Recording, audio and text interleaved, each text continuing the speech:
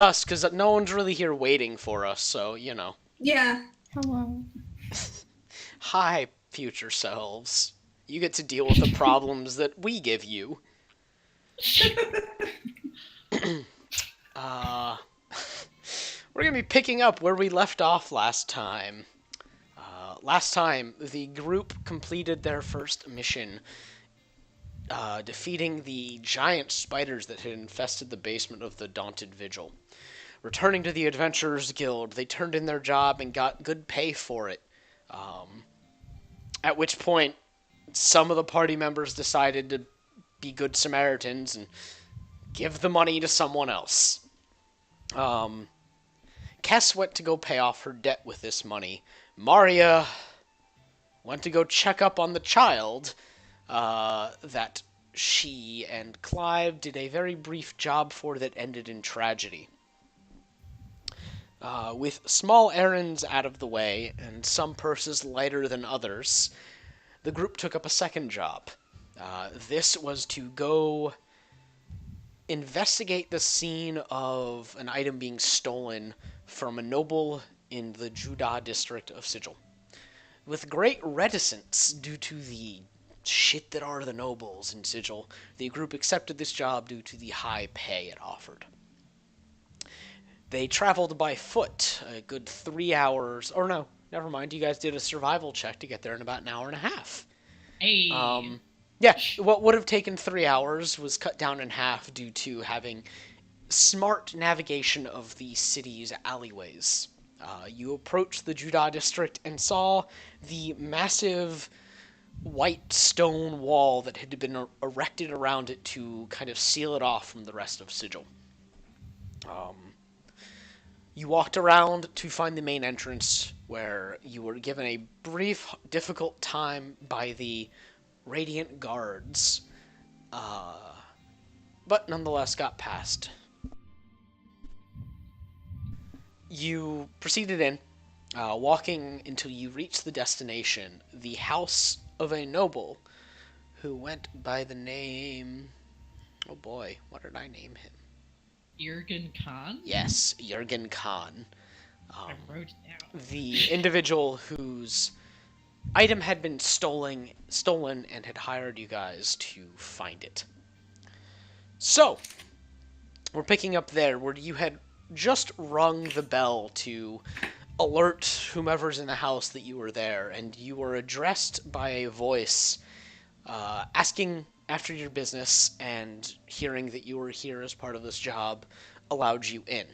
Um, and there stands a, uh, a he's kind of middling height. He looks like he's actually made up of like 1,000 little frowns. He's just kind of drooping, and Oh no. he looks like he's not smiled in many years. But he's got flaming red hair that's a nice red color that looks like, or it's far more red than a man of his age would have typically. Um, and his deep bronze skin kind of catches the flickering arcane lights that hang from the mahogany wood of the parlor that you guys have stepped into. Uh, on either side of you are big twin doors, and ahead of you is a massive spiraling staircase. But directly in front of you is this individual who looks you over and, with an imperious tilt of his head, just says, "My name is Bertruz. I am the butler for Master Khan, and I am here to bring you to the room that where this terrible crime has taken place." Pleased to meet you, sir. My name's Clive. He just kind of looks at you, Clive just, glares. Clive just gives him this like friendly smile. He twists away, sticks his chin up high, very haughty and overwrought, and clasps his hands behind his back and shuffles away, kind of like he's expecting you guys to follow. Um, he's dressed like a butler, quite honestly. Um, Less ostentatious and less ridiculous compared to the fashion sense that you guys witnessed from most of the noble men in this district. He's a little bit more subdued. His suit kind of it's like a burgundy instead of black or brown though. And he just shuffles on up this spiral staircase, kind of uncaring if you guys follow or not. Imagine if they just didn't. I mean, Like, do you guys follow? no, Navori's gonna follow him, but Yeah. imagine if they didn't. No, Dancer follows as well. She's kind of keeping her hands behind her back the entire way. Okay. Navari just looks very unimpressed. Yeah, do the rest of you... Is everyone following? Yeah. Okay. You guys ascend this staircase, and at times it actually twists in really close, while other times it expands outwards. It's definitely kind of an impossible space. And as you ascend, kind of the situation around you changes. You go from that mahogany wooden surroundings to granite stone to what looks like clouds. It's like really opaque, but it looks like if you stuck your hand through it and moved it around, you'd stick your hand into empty air and just kind of move some clouds around. Okay, Navori's totally gonna do it. Yeah, Sybil's doing that. Sybil's looking at Navori like she doesn't say anything because she doesn't want to Yeah. draw attention, but she's like, Okay. Yeah, she doesn't even. She just does it. Like, Yeah, you stick your hand out and there's empty air. It's rather cold. But yeah, you're just surrounded by like a cloud wall that you push through without any resistance. there's no way that you get a fistful of cloud there. You can try. yeah, I What was do gonna I say- have to roll to get a fistful of cloud? Just do dexterity. Give me a dexterity roll. I was I making a was sleight gonna- of hand. I was gonna say that Navori tried to grab anything that was Yeah, out there. no, too. alright, let's just do flat dex. Alright, so is Navori gonna make one too? Yes. What Alright. is it again? Dex, just flat dex. Straight decks. Hey. Okay. Navori, you stick your hand out and you try and snatch at some cloud. And it's cloud, so you can't. But Sybil, you reach out and you lean a little too far, No. and you start teetering over the edge of the stairs because they end. Navori's gonna try to catch Sybil. Alright, athletics. Oh no! What? Athletics. Yeah. Well, this is. I'm sorry, Sybil.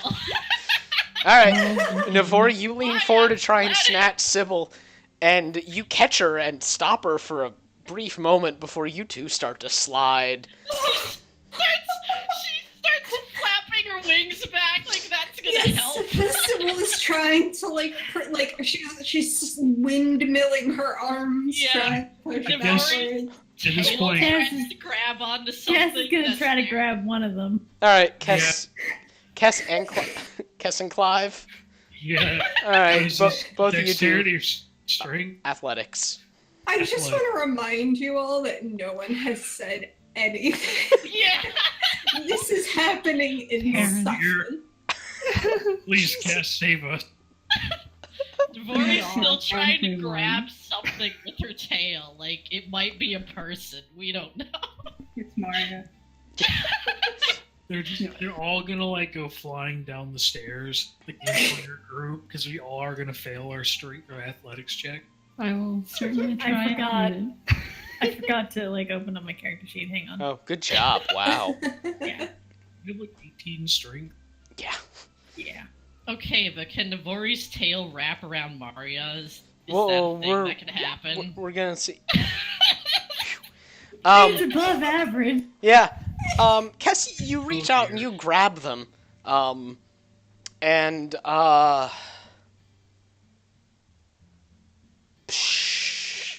yeah, you know what?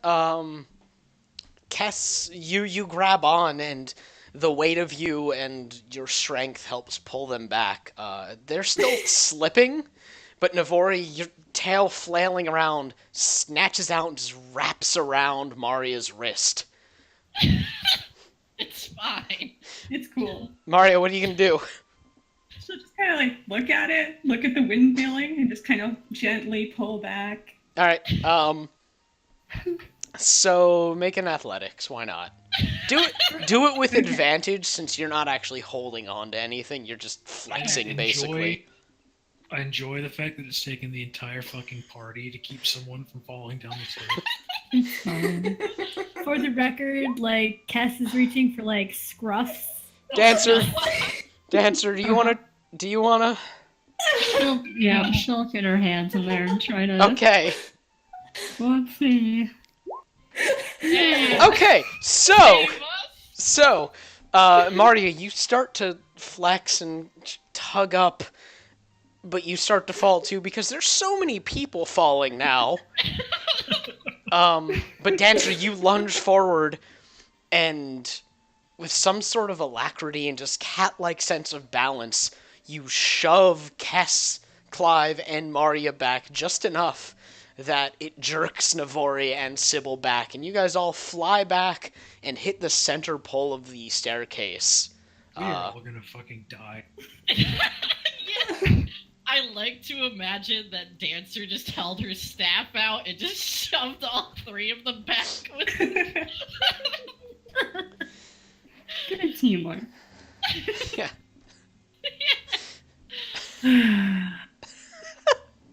Sybil is just dead quiet, like they're Yeah, in the Devoria library. hasn't said Just... Boone is staring at everyone, including Clive, very Cass is gonna judgmentally.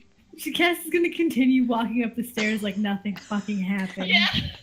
All right. Sybil goes up the stairs and she keeps her hands and her legs inside the staircase at all times. Navori lets go of Mario with her weird twin tails. And then she keeps walking in silence. Okay. We're not talking about it. Yeah. No, let's talking about I'm it. tempted to have her talk about it, but she'll behave. Bertruce, for his part, hasn't stopped.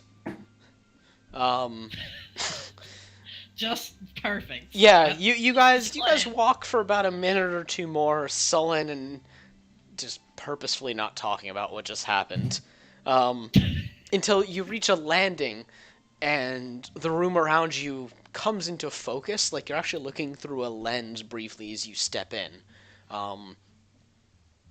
and when you do, you see that you are in what looks like an office of some sorts, or a personal library and an office.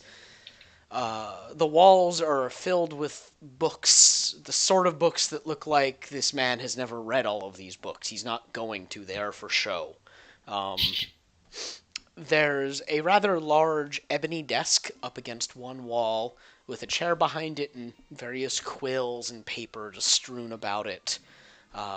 There's a fireplace on the far wall that is unused, and above the fireplace is what looks like it was a glass case with a stand of some sort in it that is now shattered, with nothing being held in what was the stand. There are what appear to be some globes around. It's a very wealthy office, if you guys know what I mean by that.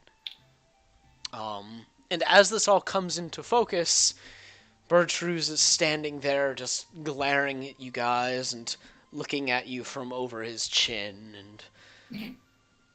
Well then, are you going to do your thing? Or do you need me to explain what has happened here? You know, an explanation actually might be good. We don't even know what we're looking for yet, aside from an artifact stolen. Very well. Master Khan had a very rare family heirloom that was stolen from this room about 4 nights ago. It was a sword deemed the Ardam's Defender. It's been in the Khan family for countless generations. We know not who stole it, nor how they quite got up here. But it is gone, and we would like you to find it. Can you tell us what it looks like? And steal anything else? No, they do not steal anything else. But the sword is about 6 feet tall. It's a hand and a half sword. It is dented in the center. It has an indent that is filigreed with silver and gold twining together. It has a bit of an elfish design with the hilt and pommel winged. Navori is vaguely taking notes. Like, There are several other artifacts in here that were not stolen, so we believe that it was either targeted or the thief was simply an idiot. And he gestures around to the room and several other things that are held in other glass cases. What's the significance of the sword to the family? It is said that Master Khan's great grandmother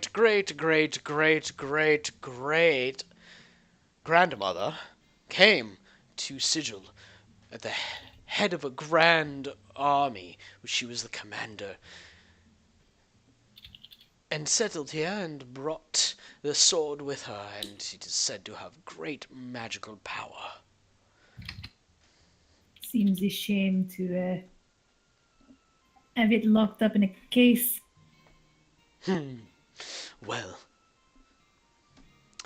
I suppose that is matter of perspective. Now, do you need anything else from me? Does the Right. Lord have any relatives who would want the sword? Master Khan is the only of his lineage remaining. There are no cousins, second cousins, third cousins twice removed, siblings, children, nothing. A simple no that sufficed. What about associates or rivals that might want to steal it? Always a possibility, but we don't know any specifics. Master Khan does many dealings across, well, planes. Any one of them could have tried to steal it, I suppose, but We are not interested in one-off encounters. Does he have continuous business partners who would look for a way to disgrace him, a way to humiliate him? no, not that I know of. But I am not Master Khan, I'm afraid. Is he available for questioning? No, he is not in, nor will he be for quite some time, as I understand it. That's convenient. So but, it is. Sorry. He looks at you, Navori, and very clearly doesn't like what he sees. Navori has a disguise on, by the way. Yeah. She does not look like she usually does. Yeah, no, there's still like a naked loathing. That's fine. Navori doesn't care. She's just like, were there any, like, magic wards or guards around? You say, did anyone see anything this night? Like, who found out that it was stolen? He looks at you and then gestures down at the staircase and...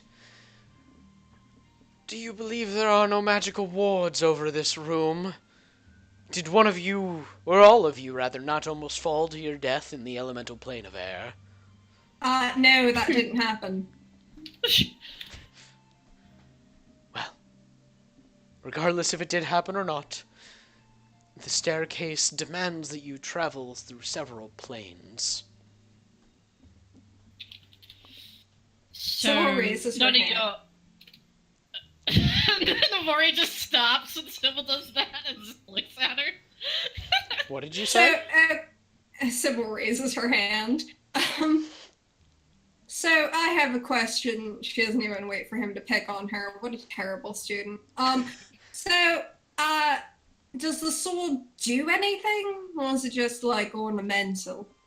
It is said to have great magical power. I, being a humble servant, know not of its properties.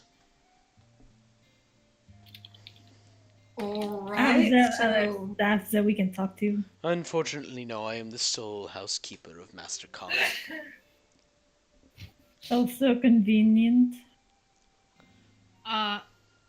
So There's you- no one else. My accent Wow. just went weird. You just went full southern. That done, done. Fucking hell, go to jail. It's stuck in my mind. So Sybil looks at him and is like, "So is there? I can't. No. Oh, man. Yeah, wow. I'm gonna be quiet and drink my ice coffee. I quit." Take a minute. Yeah, Navarre's like, so you have wards here, but none of them went off. Like, this is the only thing amiss in this room. Oh, no. Well, this is the only item that was stolen, but we have preserved the remaining evidence that we have. I was simply waiting for you to cease your questioning for a moment. If you see here, he walks over to a window that hadn't been visible until he walks over to it.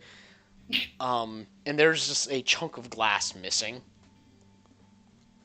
It Like, appears that specific shape. it's just like a square of glass. Like, wow, okay. Like, it's not a very Weird. large portion of glass, but it's like, it's a very precise sort of thing. Like, someone took like a diamond tipped thing or Yeah. blasted it open with some magic or something. You So wait, can is it tell is with it glass. jagged or is No, it no, no, like it's a like a- it is square-shaped like- hole? It is like a square shaped hole. It is a smooth Okay, cut. that's fucking weird. All right. It's only weird if you haven't watched like the Mission Impossible movies. They Yeah. Oh my god. They Yeah, just it's cut like it in the stuck out of spy the show. glass. Yeah. I mean, okay. There is this. And we did find some traces of fabric, amongst other things. But we are not the detectives here, I'm afraid, or at least not I.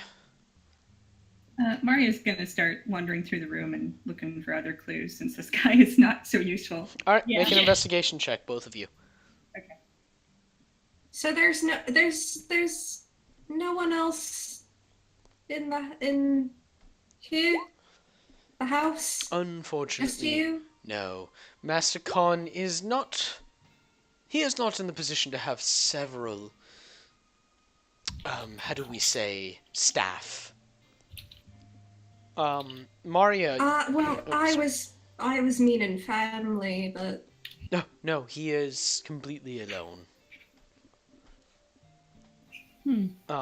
Maria, you start combing the room, and you start over by the pane of glass that's missing. And you follow it around, and you see little scraps of cloth, like it was caught on various things. Nothing gives you immediate, like, aha. But there are a few things that look like they are out of place, or like things were shuffled through. Like drawers or surfaces. Yeah, there are like drawers propped open. And Kess, you're kind of wandering around a little bit, and you take notice that Maria's looking over at drawers, and you glance over and you see that there are not fingerprints, but like a handprint that looks like it was like indented into the wood. Huh. And there's like a small fabric trail leading up to the glass case on the wall. But the glass case is not blown open like the window was. It looks like someone took a hammer to it or something. Weird. Like, is the desk wood? Yeah, the desk is wood. So, like, there's an imprint in the wood? Like, Yeah. Is it seared in? Is No. it weight? It just looks like the wood temporarily turned into like putty or something. Oh, that's Huh. interesting. Do Okay. like, does she have any idea what like magic or like creature or like acid? You can make an Arcana check. You distinctly know that this is definitely, probably magical. It's not something that a creature would do, as far as you're aware. It is most definitely magical, and She's gonna yeah, it's definitely a fucking magic. she like stands near the desk and like points at it and looks at like the rest of the group expectantly. Not that Mario, you can tell. Mario Yeah. will go over and look at it too. She's got Arcana if she can roll for that. Yeah, by all means, go ahead. Navori takes note of that, but she has one more question. Man, you guys.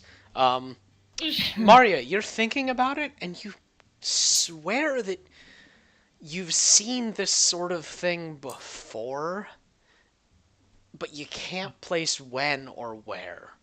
Like a magic Yes. that would let you treat a non-liquid substance like it's liquid temporarily.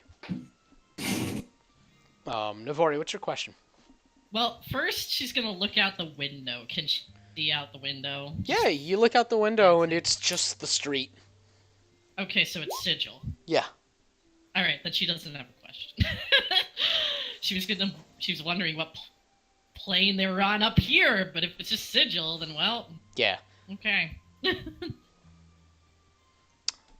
Clive. I guess Clive will look at the desk too. Yeah. Okay. Navori wanders over to what? A Cass roll indicated. investigation, I guess. Okay, yeah. Give me that. Okay. You're looking around and you kind of bend down to get a good sniff at it. And it smells kind of sulfurous. And you look around and you actually see like the tattered remnants of paper kind of on the floor or like just below the desk. Clive's gonna very carefully pick the paper up. Okay. Grabs a paper. It is easy to see that this was once a scroll. Clive's gonna hand the show the rest of the party the remnants of the scroll. Looks like we might have found, what they used to do this. Navori, give me a history check. Oh boy, history. Well, a whole Okay. 9. Well, you look at it and something clicks in your mind that this is something that thieves would use to get into somewhere. It's a pretty common technique that you've seen, but you don't remember like how you'd get your hands on the scrolls or what. Does she remember like what thieves would usually use it for? Like I'm guessing what, like getting into places you can't get into normally, or changing materials, or what? I mean, people would talk about using it to get in to places. Okay. Navori, like, she sort of gestures, like, she's sort of pointing at the pieces, and she's making a face like she's trying to remember something. She's just like, that's, I think that's sort of a thing that thieves used to get into places. I don't remember.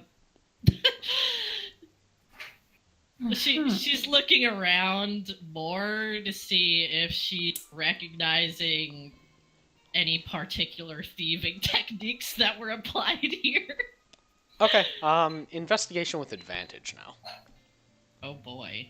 It seems Okay. funny to me that a thief would leave behind the evidence of the scroll as well as their handprint, however. I think it's pretty funny that the window is she gestures to the hole in the window and then the smashed glass. Okay. 17. You are rooting around Navori, and you find another scroll, but this time it is not. It's not like burned away like the other one. It is used up, and like burnt out, but it's enough for someone to make out what the spell might have once been. Okay. And you see, like, well, you get down on your hands and knees and look down at the floor, and you see this close what looks like might have been like a blood trail heading from the case to the window. Oh. Like Navori's, not like a trail so much as like little droplets. yeah, Navori's tail kind of flicks around when she's on the floor, and she's like, Clive, get Boone over here. It looks like there's a blood trail to the window. Think you can pick up the scent here? Yeah, Clive's gonna motion for Boone to come over and sniff around. All right. Also, we got this. She holds up the scroll. Boone, make a survival check with advantage. Yeah, give me 1 sec. Pull up his card. The dog card. It's his first scroll. Is it a dog or a wolf? I think we said we'd be using a wolf for him right now. Yeah. Yeah, which one's the appropriate CR and you feel like using? Okay, and this was a what check? Perception? Survival. Survival. With advantage. Believe it'd just be what? wisdom. Yeah. Okay.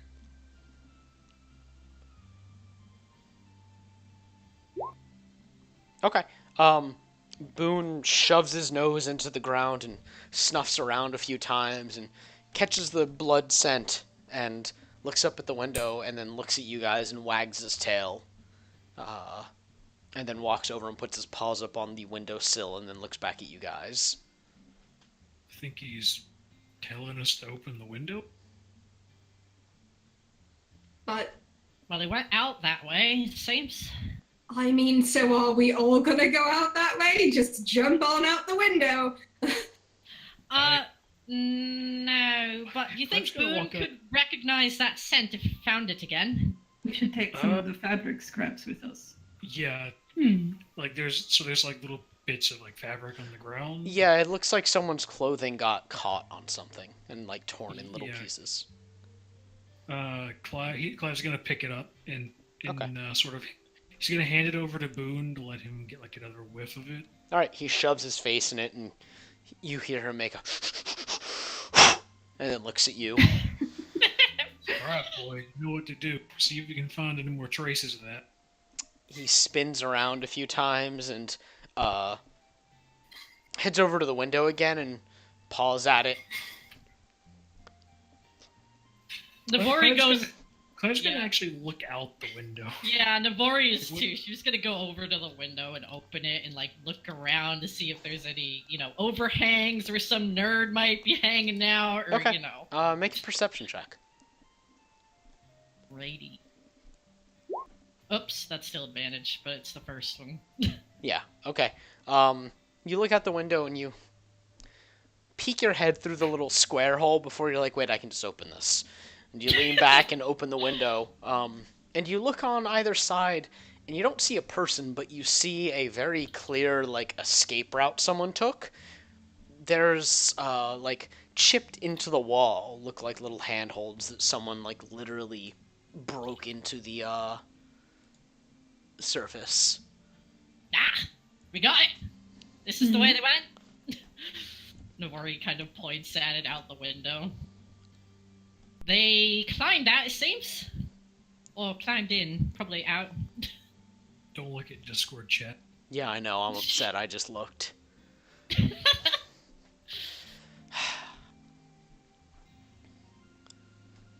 Bertrude looks at you and, well, have you figured it out then? We know they went that way. Someone could get around the outside of the building without tripping off your wards inside, I'm guessing, right? I suppose if they got lucky or were particularly skilled, yes. Well, they went out the wallway. Nabori's kind of looking at it, and she's making a face like, man, if I had my fucking wings. she leans back in, and she's like, any of us got any idea how to get, around out there? What? I mean, what I could try you to do mean? it. Is it big enough to be walked across? Wait, what do you mean? Like, this, like, when you look down out of the window, you're looking down into the streets of the Judah, and, like, this just kind of goes down into the front yard of the mansion. Oh, okay. Yeah. So, like, I mean, Clive's going to motion for Boone to follow him, and he's going to head outside. yeah, the Okay. chip, I was thinking the chip things of the wall might have led somewhere, but if they're just going straight down. Yeah, they're just going straight down. It looks like someone, like took a chisel or something just to make handholds. Alright, yeah. Then that's what she's doing too. I have a question. Uh-huh. Can Sybil just, even though I have a -1 to wisdom, can Sybil look at the butler and just see if he looks nervous at all? Yeah, you can make an insight check. Okay. 12. He looks impatient. Yeah. Yeah, that checks out. Sybil just fucking follows whoever's going outside. Alright, is everyone... Well, actually, I lied. How If dare. there's still gonna be people in the building, Sybil's gonna just kind of like casually look around the house. The whole house? Just parts of it. She's just gonna wander a little, you know. Never know what you might find something relevant. Okay. Well, first and foremost, you didn't see any way to get around the house. But there was a foyer. There was nothing Yes. leading around the You foyer. saw 2 doors in the foyer, or foyer, but that's it. Do you want to look around there, That's then? fine. Okay. Yeah. Is everyone else, like, heading down and out, then? Clive is. I don't know about everyone else. Navori's going with Clive. Mario's gonna nose around too. Clive's going to do Okay. what Clive does best. Track shit. Okay. How about Dancer? Yeah, Dancer will actually head outside to. Okay. Kess, I know you're eating, but, blink once for going outside, blink twice for staying inside. Oh, none of us can Yeah, tell we when will she never blinks, so I'm going to flip the coin, see where she goes. okay. She is staying outside. Or going outside. Okay. So Sybil and Mario, you guys hang back a little bit as you go down the stairs. Heading down the stairs actually doesn't send you through the weird planar thing that you did to get up. It's just like a straight wooden stairway down. Everyone else heads outside, and Bertrude's hadn't come with you guys, actually. He had stayed upstairs. Sybil and Mario, you guys hang back just long enough for everyone to head outside before you look at the 2 twin doors, or the 2 doors on either side of you guys. Are you going through the left one or the right one? Sybil looks at Mario and she's like, "You go left, I go right." Sounds good.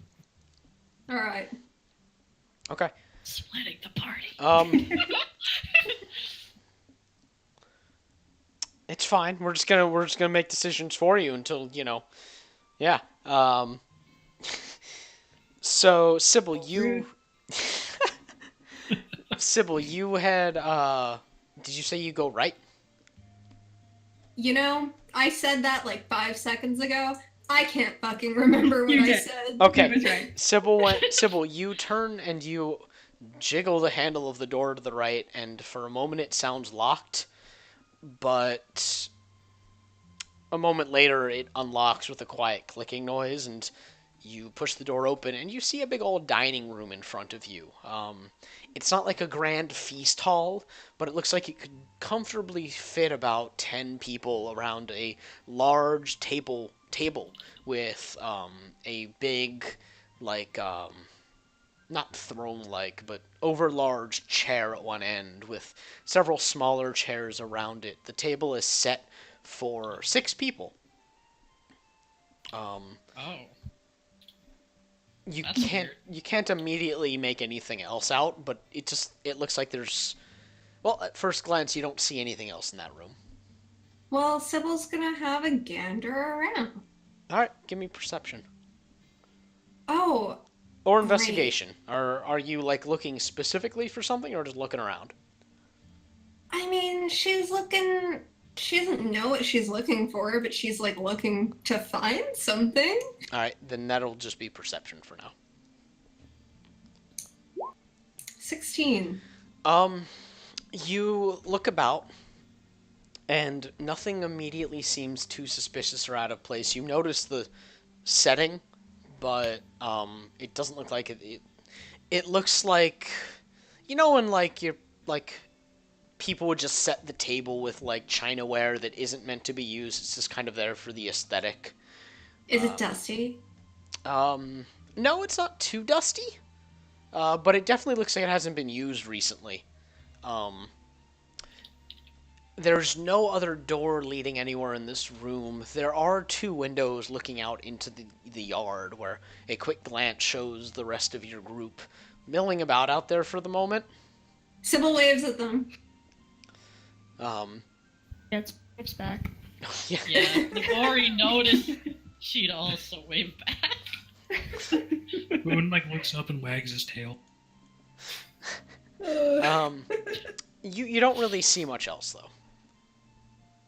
Alright, Sybil's gonna go to the other room to find Moria and be like, yeah, it's just a bunch of plates on a table. There's nothing, there's a window. Did you find anything? You see that, Maria, you opened the door and are just looking at a wall. Oh, What? what kind of wall? Like a wooden wall. You open a door and there's a wall. Is it like a closet or like a wall? Like a wall. I'm gonna try knocking on it. Okay, you knock on it, and it sounds hollow when you do, and then it swings open a little bit and reveals a dark room. Oh, good. Well, I'm gonna Sybil wander from in there. behind Maria is like, You walk in and immediately feel things brushing up against you, from like waist height up. And the room around you has like a cloyingly musty smell. can But it's can I pretty do dark. a thing? Yeah, what do you Can want I to do a thing? Okay, wait, let me look at my spells. Well, first I'm gonna try to. First, I'm gonna use prestidigitation to light up any candles that might be in the room. Does that do anything? Nope, there are no candles that light up. Can I just fucking toss a fairy fire in there? Whoa! See what happens. Okay, you spin your hands together, and when you kind of like sprinkle outwards, like fairy dust shoots out of your fingertips and lights up, and it's blinding briefly. And around you, you see a lot of Sorry. dark brown shapes that look like they're just coats. This is a closet, isn't it? It's about like 15 feet deep, and full of coats. So draw your own conclusions. Why did he have a wall protecting all these coats? Are they stolen? Is this contraband? I don't understand the wall specifically in this equation. It's a secret code interest. Wait, check the pockets. Yeah, Wait, I guess we're not supposed to steal. You know what? Never mind. Check the pockets. I'm checking the All right, pockets. both of you make investigation checks.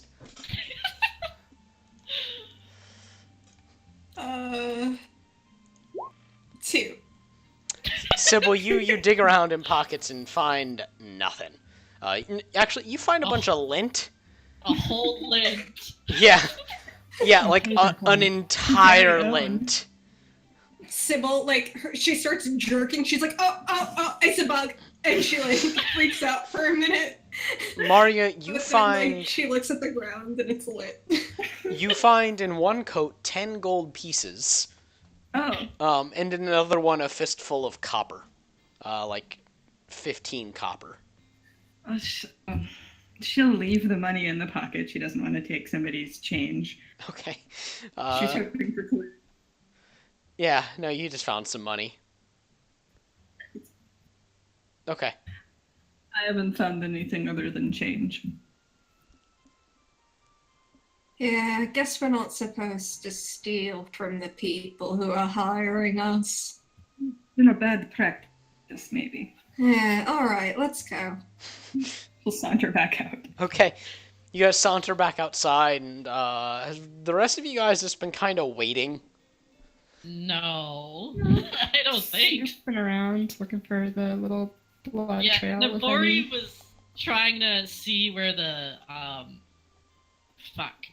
indents went down, and then she's trying to investigate around that area, and she's seeing where Boone seems interested in too. Boone seems like he is very interested in down the street a little bit. But you hop over the little fence that stops you. It's like a 6-foot tall fence. You hop over it to get back into the yard and wander over to the little patch of a garden that the notches in the side of the building were chipped into. Make an investigation check. Oh boy, Can Clive assist? a whole 2. Uh, Yeah. yeah, you know what? Clive, since Clive assists Navori, do it one more time. What? Clive is assisting, so you technically had advantage, but yeah, just go ahead and do it again. Oh, Well, okay then. Hey! All right, with Clive, Clive, you wander over and point a few things out. In particular, you see like the flowers are kind of stomped down in a few places, but look like they were tried to push back up. Overall, it looks like someone tried to cover their tracks, but did a very bad job of it. Uh, Uh, can we clearly see like where the tracks are leading? Yeah. Or...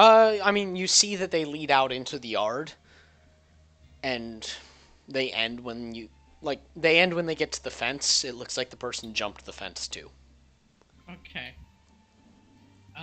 But Boone is looking down the street and whining occasionally, and yeah.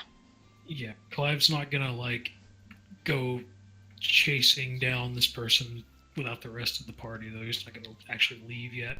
Yeah, Navori isn't either. She sort of crossed her arms and nodded her head like, yup, they went that way. It's gonna go back to where everyone else is. So Okay. are there like 2 trails? Is what is trying to be implied here? No. It's just like the person. Well, there's not 2 trails. As far as you know, there's one. There's the path of it seems to be, based on the information that you know right now. The person jumped the fence from the street, skittered through the yard, stomped on some flowers by accident, and chipped little holes into the wall so they could climb up, get into the window, and then it seems like they left the same way. Okay. Well, whoever stole the sword, kind of amateur.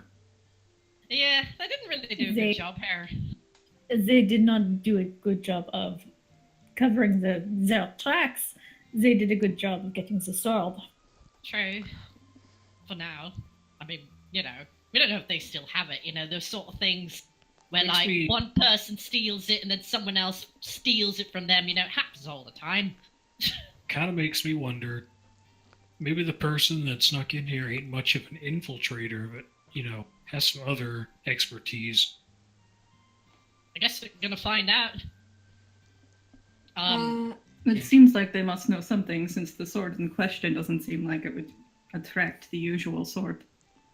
oh, you're back. Sabella's gonna look around. Does it look like there's any nosy neighbors just standing outside? Make a perception check.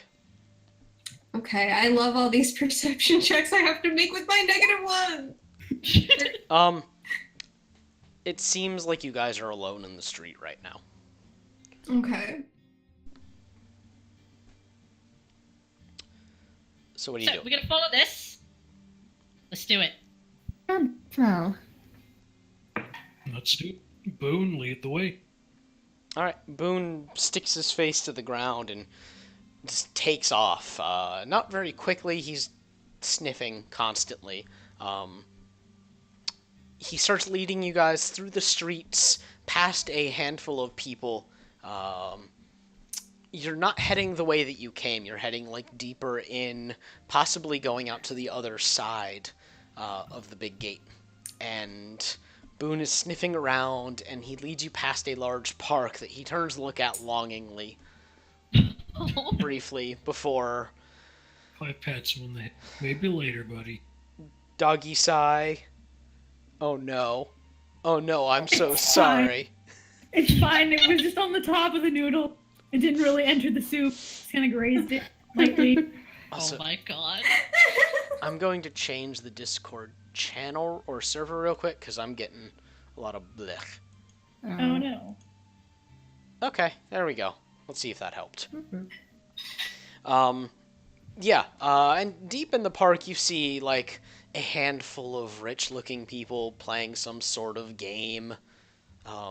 Like, Sort of rich people game. yeah. Equestrian. That's a rich person game, right? Croquet. Equestrian's just horseback. I know. Okay, That was the you just joke. said, like, they're just horseback. Yeah, Okay, that was the joke. okay. So, yeah, he leads you guys to the other side of the district, which becomes clear that it's shockingly short in the direction that he led you guys. It's only about, like, 25 minutes across. And he looks back at you, Clive, and looks at the gate that's wide open, as if he's, trying to ask permission to keep going. Clive's gonna step up to the gate, kind of look through first. Okay, make a perception. Okay.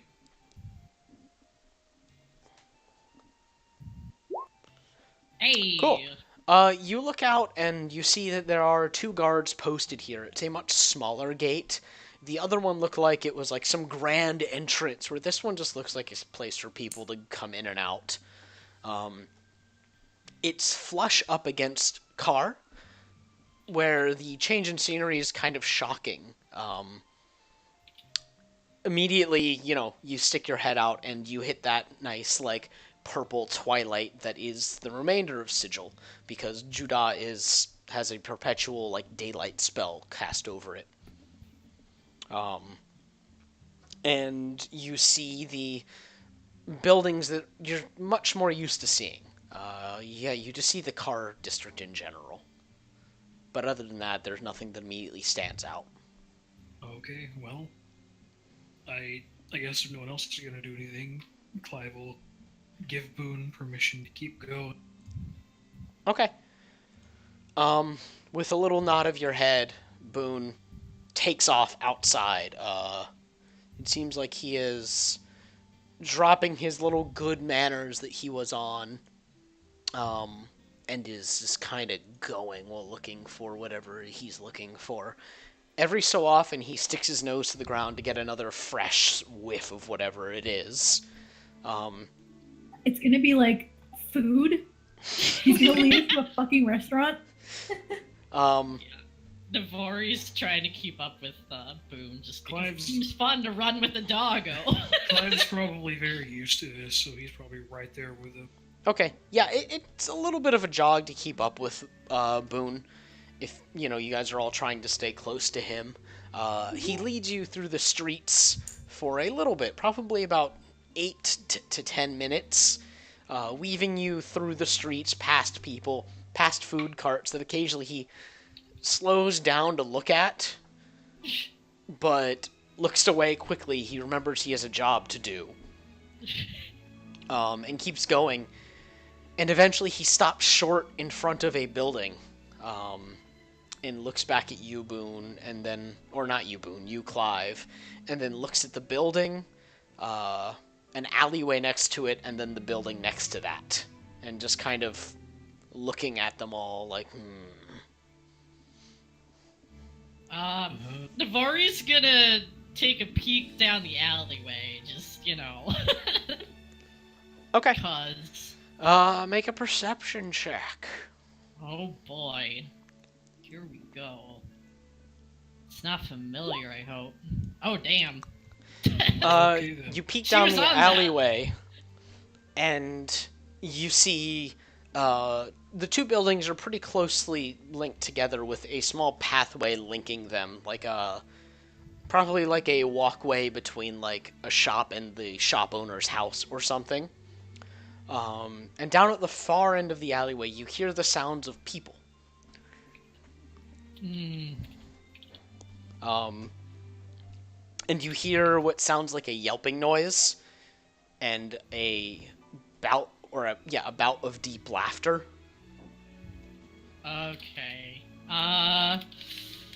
Navari's gonna stealth. Okay. She's like, I'm gonna see what's down here. And yeah. Does everyone hear the yelping? No, only Navori does. Let's see. Stealth. A. Okay. You hop down into stealth and you just head down that alleyway. Yup. In which Navari is gone.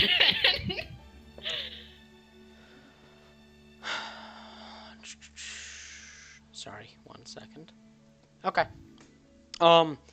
Yeah, Navori, you press up against one of the buildings next to you and slowly make your way down it.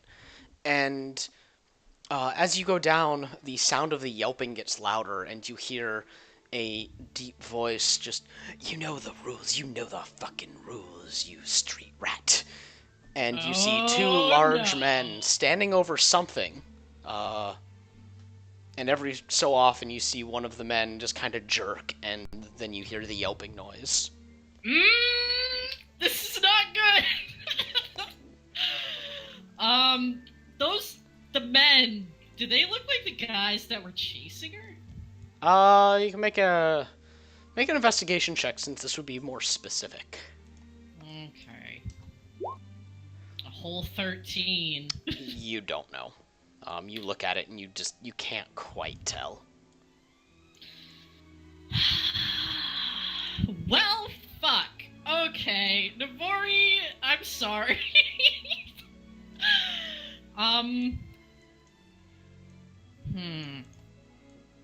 Is there anything around, that could be used to her advantage against, messing with these guys? Her party! Yeah. Listen. You got a bunch of us. Nearby, you see a handful of crates that are piled up next to some, not crates, you see barrels piled up next to some crates. Okay.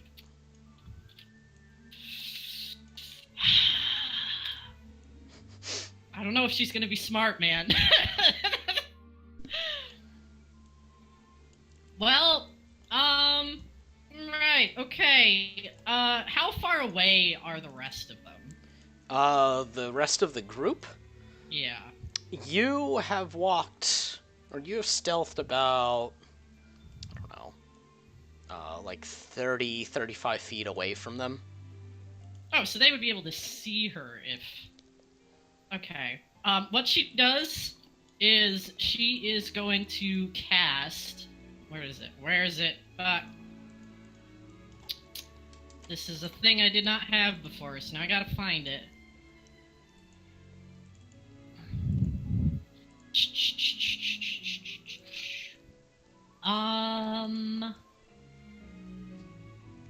Sorry.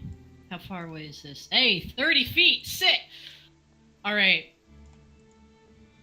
she's going to cast minor illusion Okay. at the party, Okay. and it's gonna be her voice, and she's gonna be like, "Get over here," and it's slightly to the direction down the alleyway, like that's where she went. So S immediately begins walking in that direction. We are going, yes. Going, Okay. we are. You guys reach the lip of the alleyway, and I mean, you see pretty much what Navori sees, but in the distance you do see what's like an outline of two things, but you can't make out any specific noises or anything. Navori goes around to the other side, like the party's coming from one way, she goes around Well, the other way if she can. they are actually like at the very back of this alleyway, up Okay. against like a All right. wall, it looks like. How high is the wall? Just out of curiosity. Probably about 40, 50 feet up. Alright, so you can't just climb that, like, super easy. Okay. No.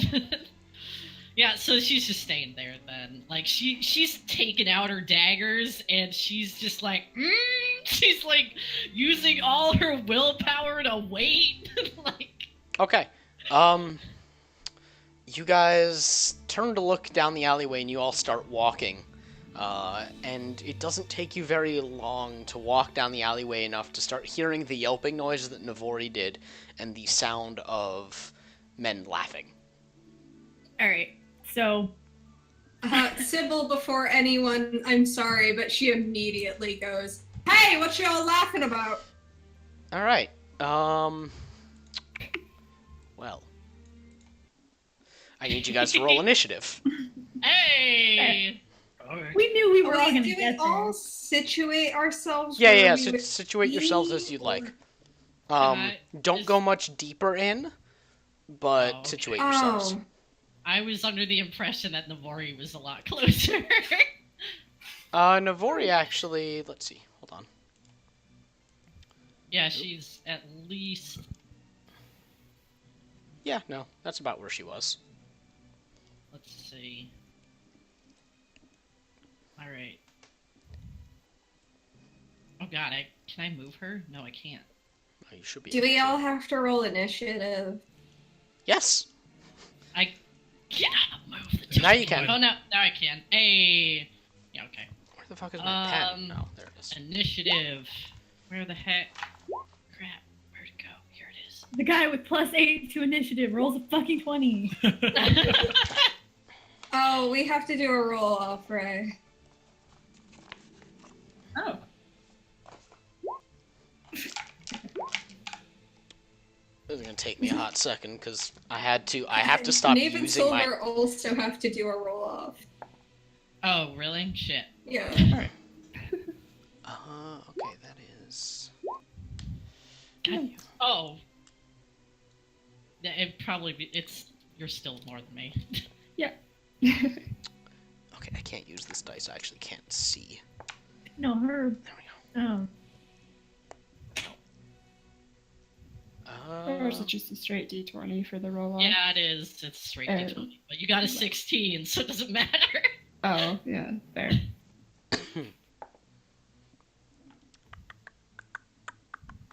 Sorry, this is gonna take me a second, because I had to stop using my little app.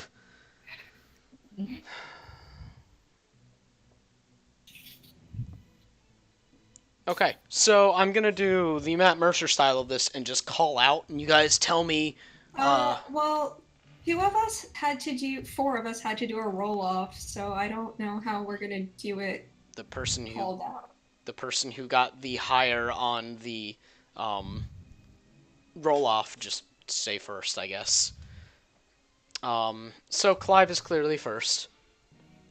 Yes, hello, hi. Alright, so 20 to 15. I think that I go next, and then I think it's Ray. Okay. Yeah, and then me. And then Then Nave. me. Yep. You guys all rolled like almost the same. Yeah. Jesus. We're in sync. What The a Kess roll. synergy. Yeah. Okay.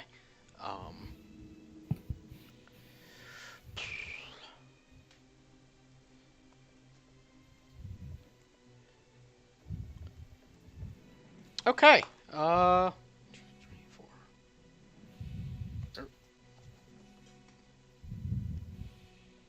Okay. Clive, you're up. Okay. Clive's gonna. 2, 3. He's just gonna kind of walk up. He's gonna look over at the two. I guess they're just thugs. They just. Bleh, they're not looking, or actually, yeah, they turned to look at you guys when Sybil called out. One is holding what looks like a scimitar and a little dagger, and the other one's just kind of standing there, in like light leathers, just cracking his knuckles, looking at you curiously. Well, Clive just walks up. He has his crossbow out, but he's not aiming at them yet. Mhm. He's like, "Hey there, you two. How about we keep this peaceful and just have a few words?" We're willing to have words. This is the one with the scimitar. What you need? Why you here? Y'all ain't seen anyone running around with a sword, have you? You mean this kid? And they move to the side, and you see a small body, like, curled up in a fetal position. Yeah, we found him. Well, good. Y'all don't mind if, we take him off your hands, do you? We have some questions we need to ask him. You can have him when we're done. Thieves Guild business. Oh. Well, you see, this is Adventurers Guild business. Shame we got here first. And one of them turns around and kicks the kid. Devori's like gritting her teeth right now. All right, well, I tried being civil, but I can't exactly just sit here and watch you kick someone on the ground. So, gonna have to ask you to stop, or I'm gonna put one of these through you.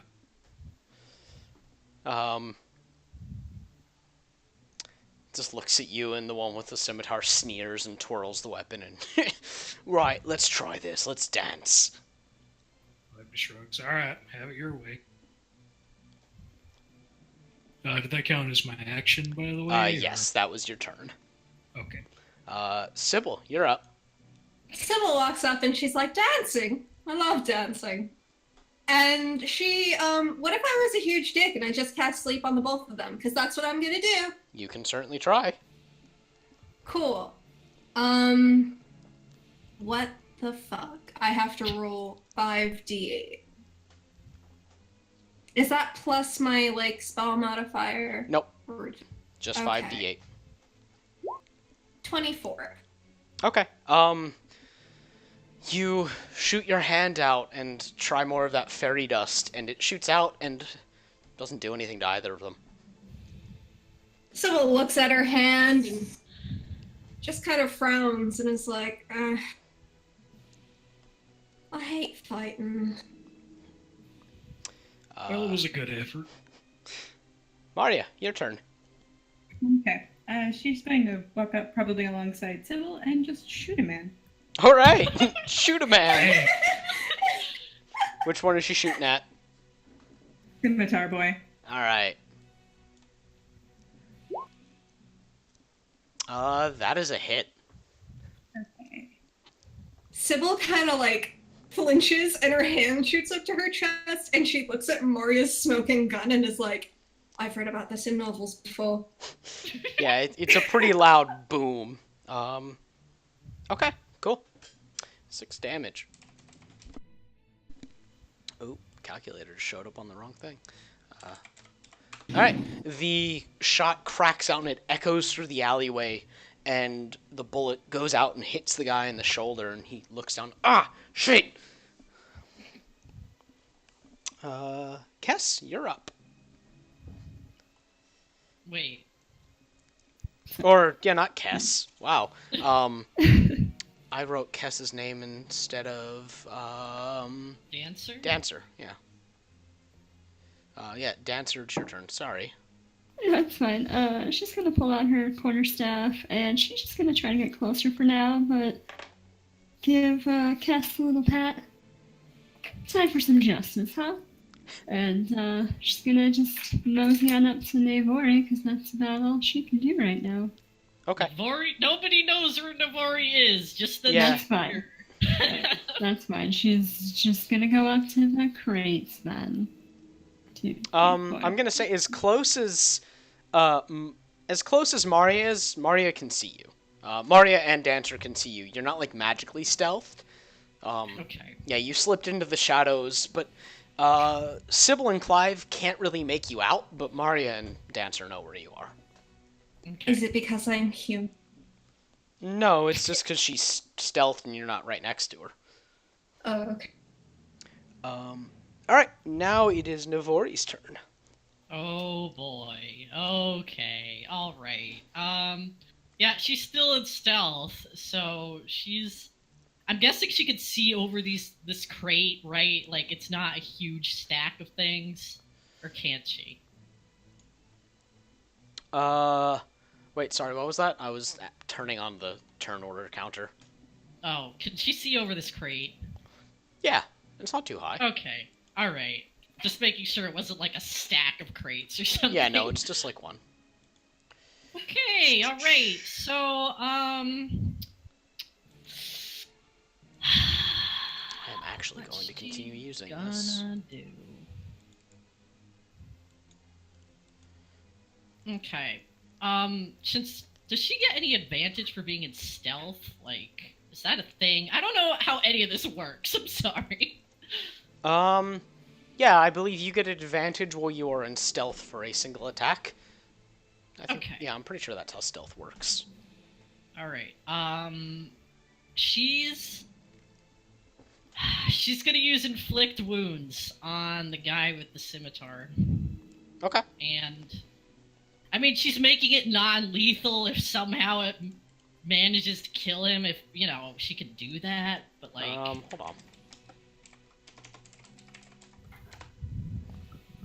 I don't know if you can non-lethal magic damage. And inflict wounds is a melee attack spell. Yeah, it's a touch, just like your wound. Oh, it is. Yeah. Okay. And yeah, you can't non-lethal magic. You can non-lethal like missile magic, but stuff like inflict wounds and fireball, you're gonna die. Like a magic missile, sure. Okay. All right.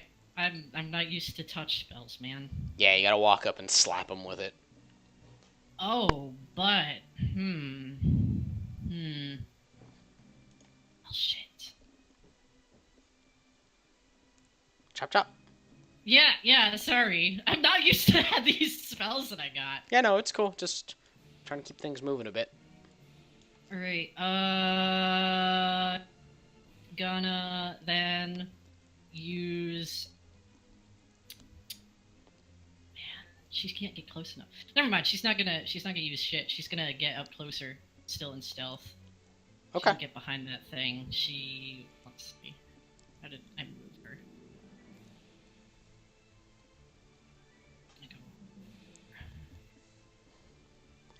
She's still sneaking. Okay. I'm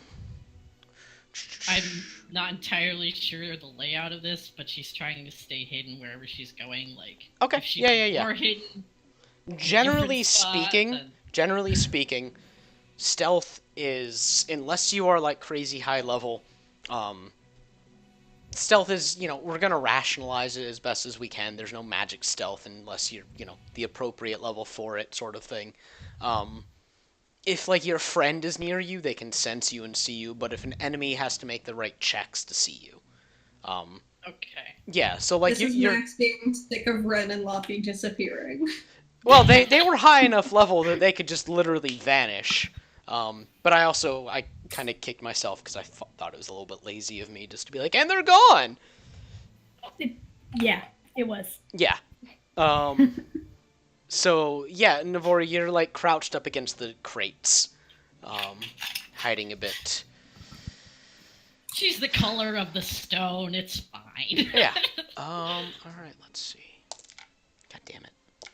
I'm Okay. The thing about stealth is that I'm pretty sure you have to be behind at least partial cover to gain the benefit of stealth, like in terms of actual stealth rules. I don't know if it's that way in 5th edition. I think it's just you're stealthed. But regardless, Navori, you're crouched down, but the person kind of they're not wearing any armor or anything that's noticeable. They have their fists out and they're cracking them, and they look at you and go, "I see you, little dove," Oh boy. and just walks over to you slowly, and is gonna punch you. Wow. Wow. That is a 21 to hit. Yeah, that hits. All right, he's gonna do 3 of them. Oh my god. But I'm gonna roll the first dance. So, all right. Second one, 24 to hit. Yep. All right, and the third one whiffs.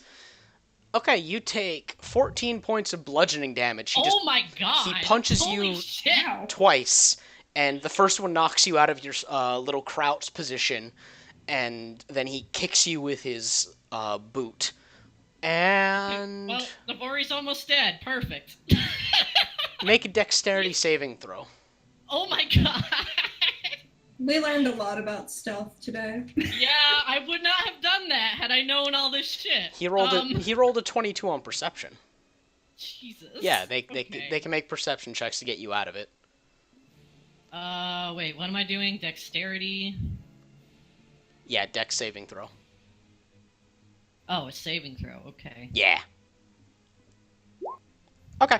18. The force of his kick catches you in the stomach, and briefly you're kind of on your hands and knees, but you scramble up into a standing position with your daggers kind of warily drawn. Yep. Cass, it's your turn.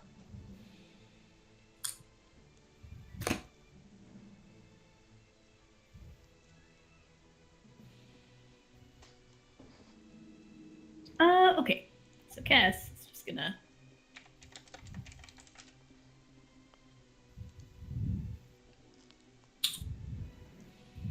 come up here. And look at how convenient. She's gonna dash, obviously. Uh-huh. Oh,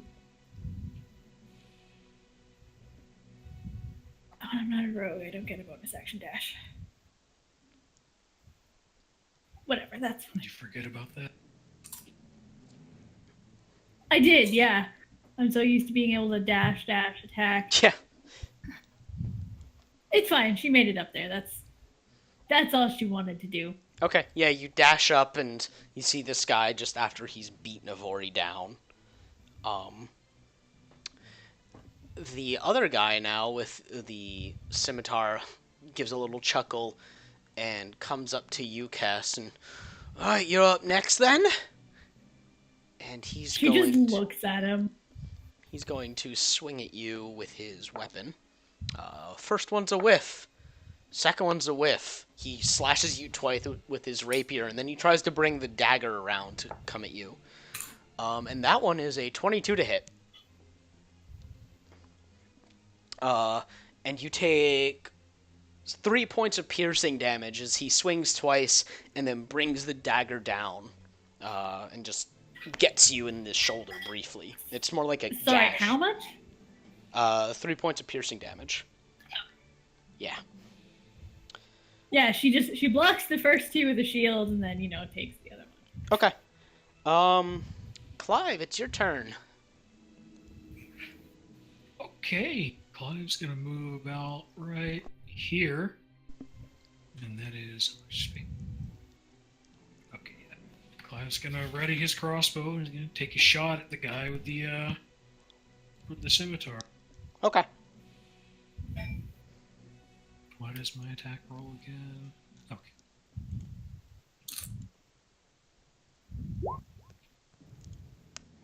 Alright, that hits. And yeah, I saw that. You can't stealth on. if they can see you. Yeah, that's how it's written. Yeah.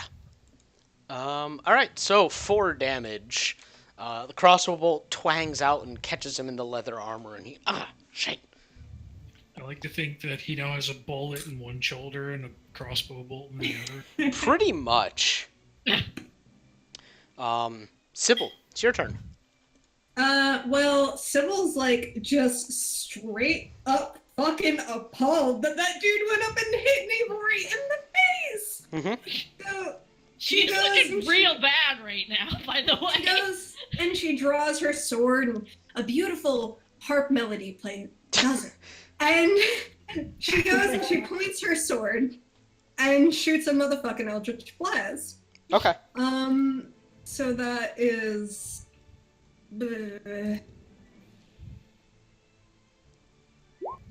She does 8. Yep. 'Cause No.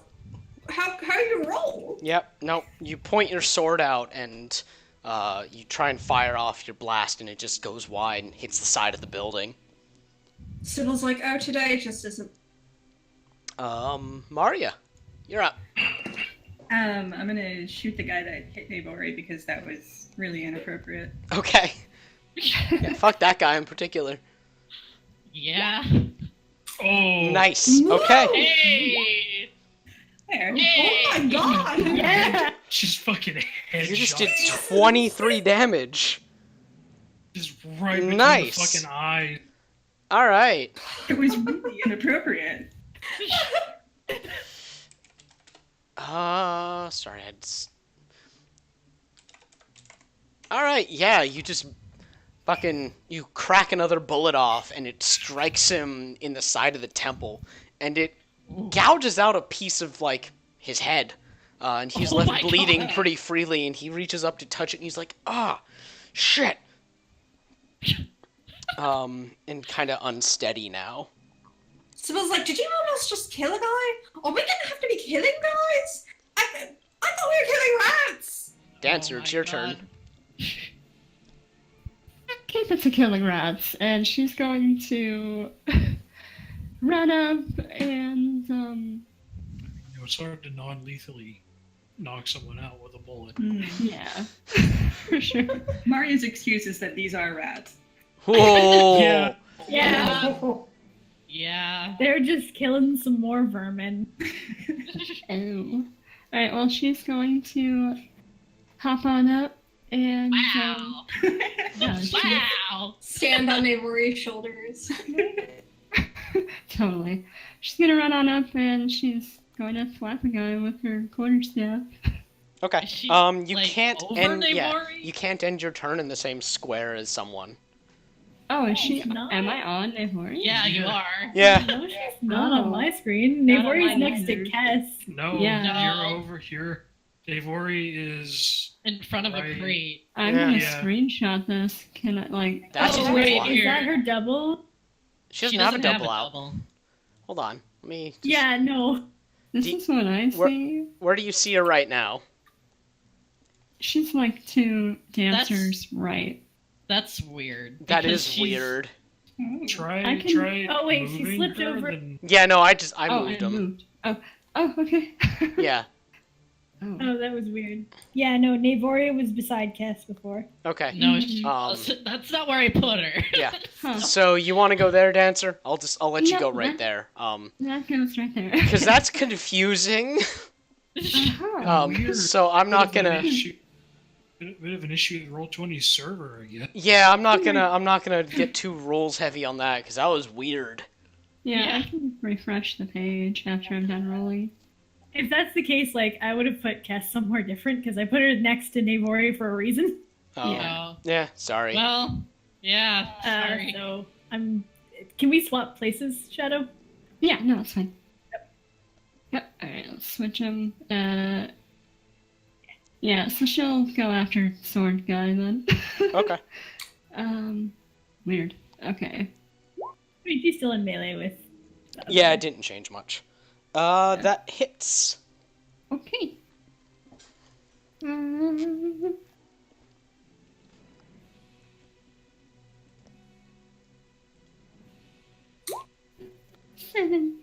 I'll do bonus action attack as well. All right. 19. That hits as well. Okay. And 7. Nice. All right, yeah, Dancer, you just crack him twice with your quarterstaff. All right, Navori.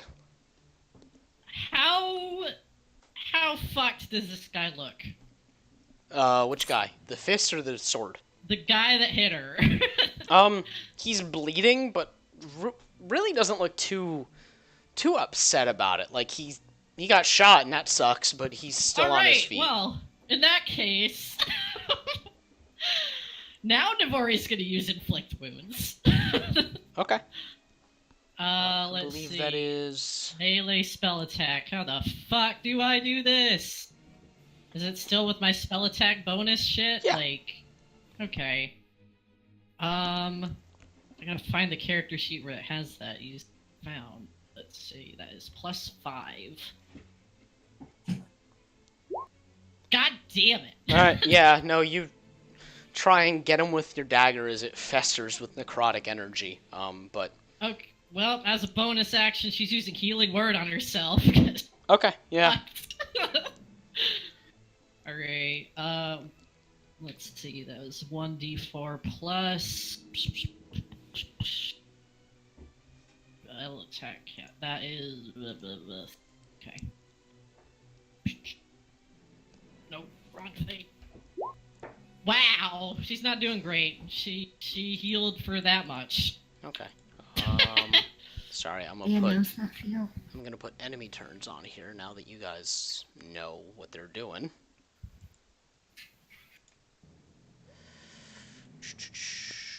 All right. So, the punch guy turns to look at you, Kess, seeing how close you are, and just pulls back his fists and prepares a volley of fists at you. First one's a miss.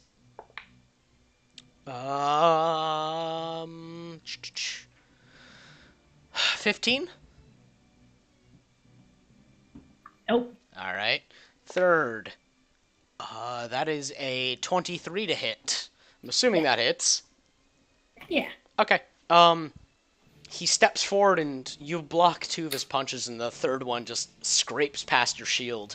You take 7 points of bludgeoning damage and make a strength saving throw. Okay.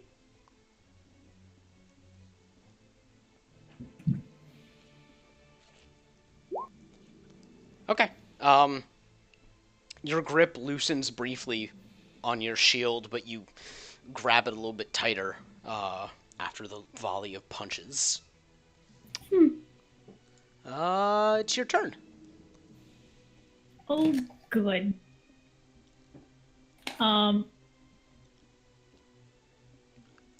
So, first, Oh boy. uh,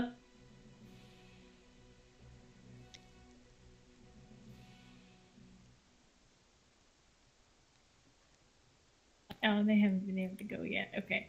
All right.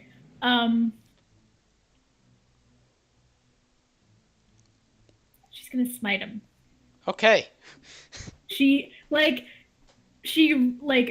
tightens her grip on her shield, looks at him, and then doffs it. Okay. And grips her warhammer in both hands to smack him with it. All right.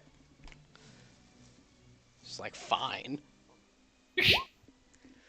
Gonna make you regret trying to. Which disarm one? The one that punched? Yeah. All right, that hits. Okay.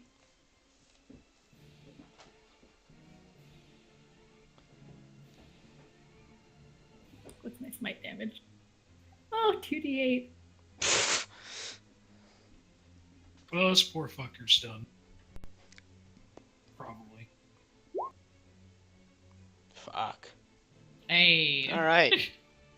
All right. Yeah. I guess what happens when you smite? Like, give me a little description there. There's That's a good question. I don't know, Max. What happens when she smites? Okay, you want me to say it? Yeah. You raise the hammer high, and there's a brief moment where a silver feathery outline gathers around the tip of the warhammer, and you bring it down, and as you do, it trails like these feathers before they vanish off, and the hammer comes down, and there's like a crack of divine energy as it cracks into him, and it basically drives him to the ground. But he picks himself back up, and his leg is twisted at a weird angle, and he doesn't look happy. She's just gonna look at him and be like, "You have a chance to run. I suggest you take it." He just sneers and pants. Clive. Wait, doesn't the sword guy go first? No, Clive. Okay. Clive's gonna shoot Punch Guy. All right. He sees the guy. Fuck you, Punch Guy. He's gonna shoot him in like the thigh or something.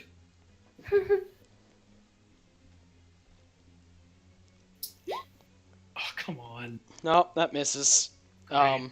Yeah, you Right. try and it just goes wide. This is gonna be one of those nights for me, isn't it? Sybil, Same. you're up. Sybil calls out from the back, "Hey, buddies! Why don't we stop this? Really don't want to have to kill you."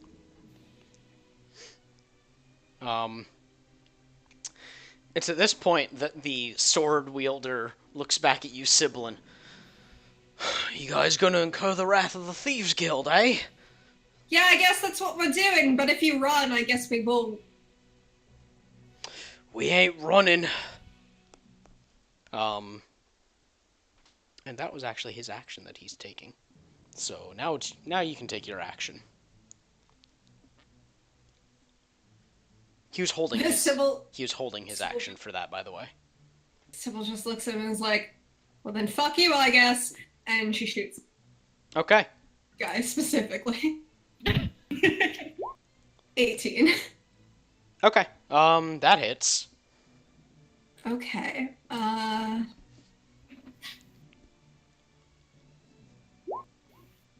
Okay. Yeah, that energy crackles up at the tip of your sword, and you launch out a little beam of, well, it starts off greenish, but it turns a little rainbowy before it strikes him in the chest. And, ugh! After that happens, she goes, "Have you changed your mind?" Alright. Maria, you're up. Okay, I'm going to just gonna shoot Punch Guy again. Okay. Real sick of him. That misses. Yeah, you just shoot wide. Dancer. It's just not the range damage character's night. No. After Maria she did- gets a crit, Great, yeah. almost I'm sorry. brained a dude. Hey, I mean, there you go. That was your good roll. Yeah. Yeah. Ah, you guys are so determined. And she's gonna do some more quarterstaff whacking. Okay. 21. Yeah, that hits. Okay. 6 points of damage. Okay. I'm gonna spend a key point to do a flurry of blows. Well, you also got your bonus action strike. Oh, I thought that was.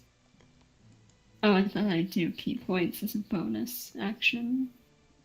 I believe spending a key point. Is spending a key point a bonus? I don't know. Let me see. Yeah. I don't think so. No, it's not saying anything. How many can you spend? 2 right now. Hold on.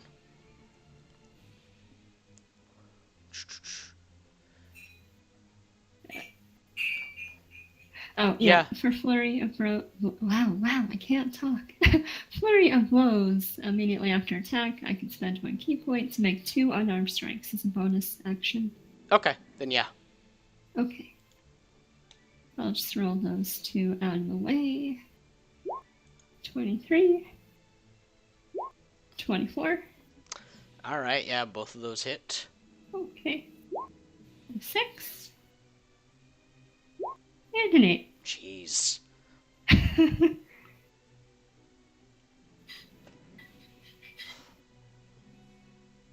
Okay.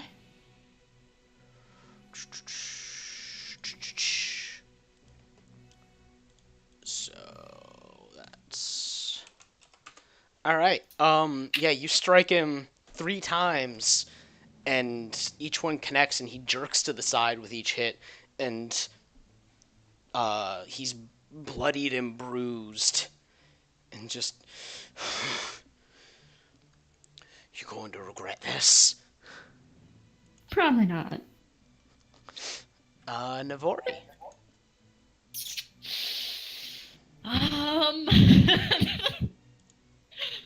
Keep going back and forth on all these things, man. Okay, all right. Okay, now how does Punch Guy look? Does he look like he's super fucked? A passive look at him tells you that he's looking pretty bad. Yeah. Okay, so she's gonna try to non-lethally stab him. Like, stab him in the knee. Okay. Like, yeah, make an stab attack. him in the dick, you know. Okay, that's We're lethal. nasty, because she's mad. Okay, so attack roll is... Sigil circumcision. Oh my god. Sigil scission. Made me cross my legs. That misses. Alright, she's gonna try a second time. I don't remember how different that is. Oh, with an offhand? Yeah. Yeah, you don't have a proficiency bonus, I don't think. Oh, really? I thought the damage... Yeah, that's just damage. Yeah, damage doesn't have it. Alright, the 17 hit. Yes. Hey! Dick stab! Please do not stab him in the dick. He will die. Well, I mean, Sometimes. fine. A lot of blood comes out of there. Alright, so this is just one of these then.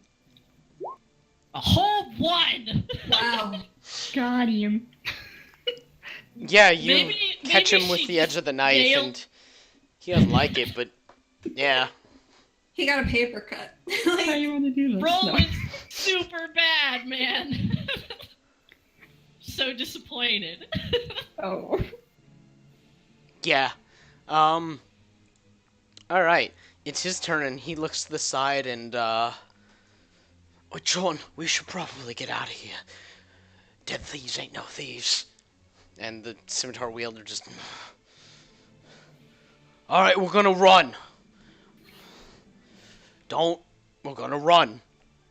As he kind of slowly puts down his weapon. Sybil says, well, wait.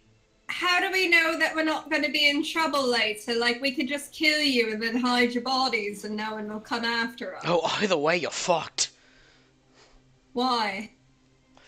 You messed with the Pale Gaze's business. Is the pale gaze, like, looking at us right now? He doesn't respond. But he uses his turn to put down his weapon. Kess, you're up.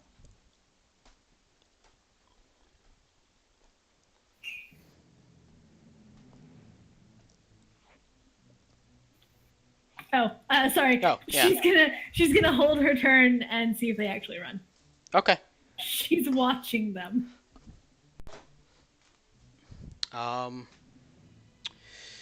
It is Sword Guy's turn, and he kicks his weapons to the side and sidesteps around you, Dancer, Mm-hmm. and is just kind of looking at you warily. And then he takes off. 2,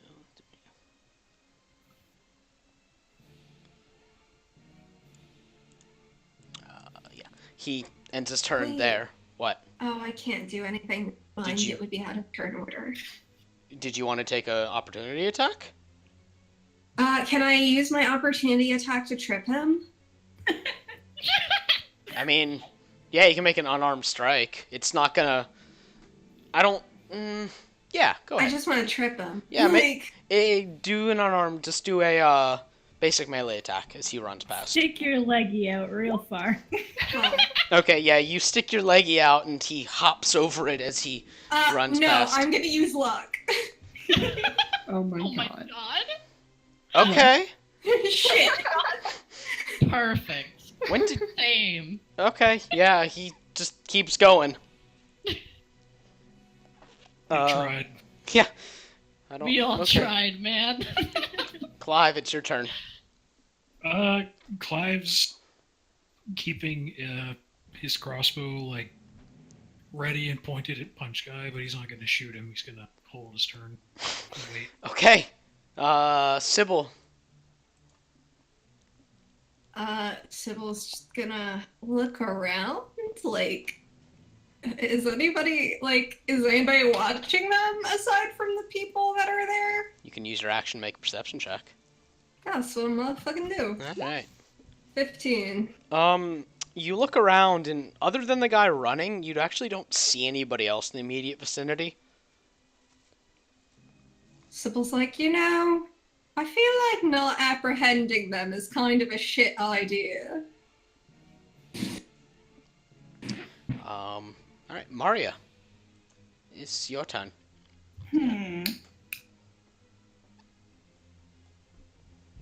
She's gonna keep her gun trained on Punch Dude. And ask him, what business did the Thieves Guild have with this? He broke the rules. What rule? He just snorts and... If you don't know, then you ain't gonna know. Is it worth your life? That's why we're trying to run.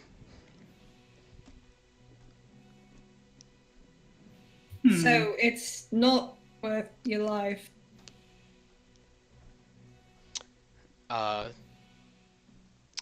Maria, is that your turn? Yeah. Alright. Dancer. I just kind of squints at him, but where's the kid at behind them? Yeah. The kid is like at the base of this, that's like hanging cloth. It's just like hanging cloth that the kid's under. Okay, she still has her quarterstaff out, but she's just gonna put herself between the guy and the kid right Okay. now. I'm just watching him. All right. He eyes you as you walk by, but he doesn't do anything. Okay. Navori. Does Navori know anything about the Thieves Guild? Make a history check as your action. Oh boy. Actually, that's a survival check for you. Oh.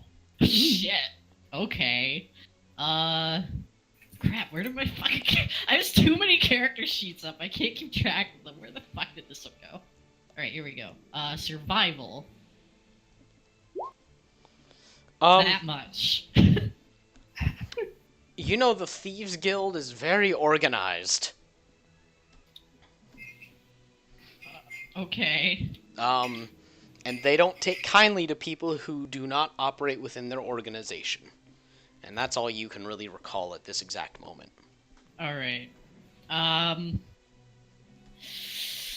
Right, so... Navori's she's gonna move. She's watching the punch guy, and can she get a free action to spit blood on him when she's moving Yeah, why over not? here? Yeah. Okay, she totally does. And she gives him the nastiest look. And she's also gonna go. She's gonna go up to the kid if she can. Mm-hmm. And could she use a bonus action to like? I'm guessing he's pretty or I don't know. We don't know Yeah, if it's a guy or. you don't know anything about this kid right now. But Are they unconscious? Are they barely conscious? They're not moving. Okay, she's gonna use healing word on the Okay. kid. Okay. Roll the healing dice. Alrighty. What is that again? I just rolled it. 1d4, I think. It's not plus anything, is it? Heck. I'm not used to these Probably spells. plus your wisdom. Or... Let me look real quick to make sure. Healing word is plus spellcasting ability modifier. Okay, that is 3. A whole 4. Okay. I'm doing great with these ones, man. I've gotten so many fucking ones. Healing is fun. Yeah, you walk over and mutter something, and there's a little glow around the kid as you do so. It's Punch Guy's turn, and he's going to try and hobble away. So Red, oof. Cass is gonna interpose her turn here before he starts moving. Yeah, go ahead. And she's gonna cast command, so he gets a will save. Okay. Ooh, he failed. I have to look at his Okay. modifier. So as he goes to pass her, she reaches over with one hand, grips his lapel, and like leans in right up to his ear and says, "Run." His eyes go wide, and it's here that you notice his right leg is broken. But he Get runs. fucked, guy. Because running isn't what's hurting him, it's the broken leg. Yeah, and he just fucking books it. Sybil, are you gonna take any opportunity attacks as he moves past? No. Okay, he just books it. And between he and his other companion, you hear them running down the alleyway, skittering, and the broken leg is, Sean, wait up! John, wait up! I can't stop, John! Alright, and that ends combat. Cass is just fucking Batman. Yeah. Yeah, she is. Alright, so with the sound of their footsteps leaving the area, you look and you see this kid laying on the ground. He's bloodied, and you see that it is a boy. In Alright. rather tattered rags, curled up. So when Yeah. you say kid, like how kid is kid? You can make a perception check to get a better idea, but I roll for child? I mean, to get a decent idea, but they're a small child. Navori wants to see if she A recognizes natural this guy. 20. I want their birthday. I want their measurement. Yeah, the kid looks to be about 8. Oh Uh-huh. my god. And looks like they have been living on the streets for quite a while. Sybil looks up and she's like, this kid is a fucking kid. Max, you're Yeah. making a mistake. You're giving us another child. I know, No. Christ. Does Navori recognize him? You can make a perception check.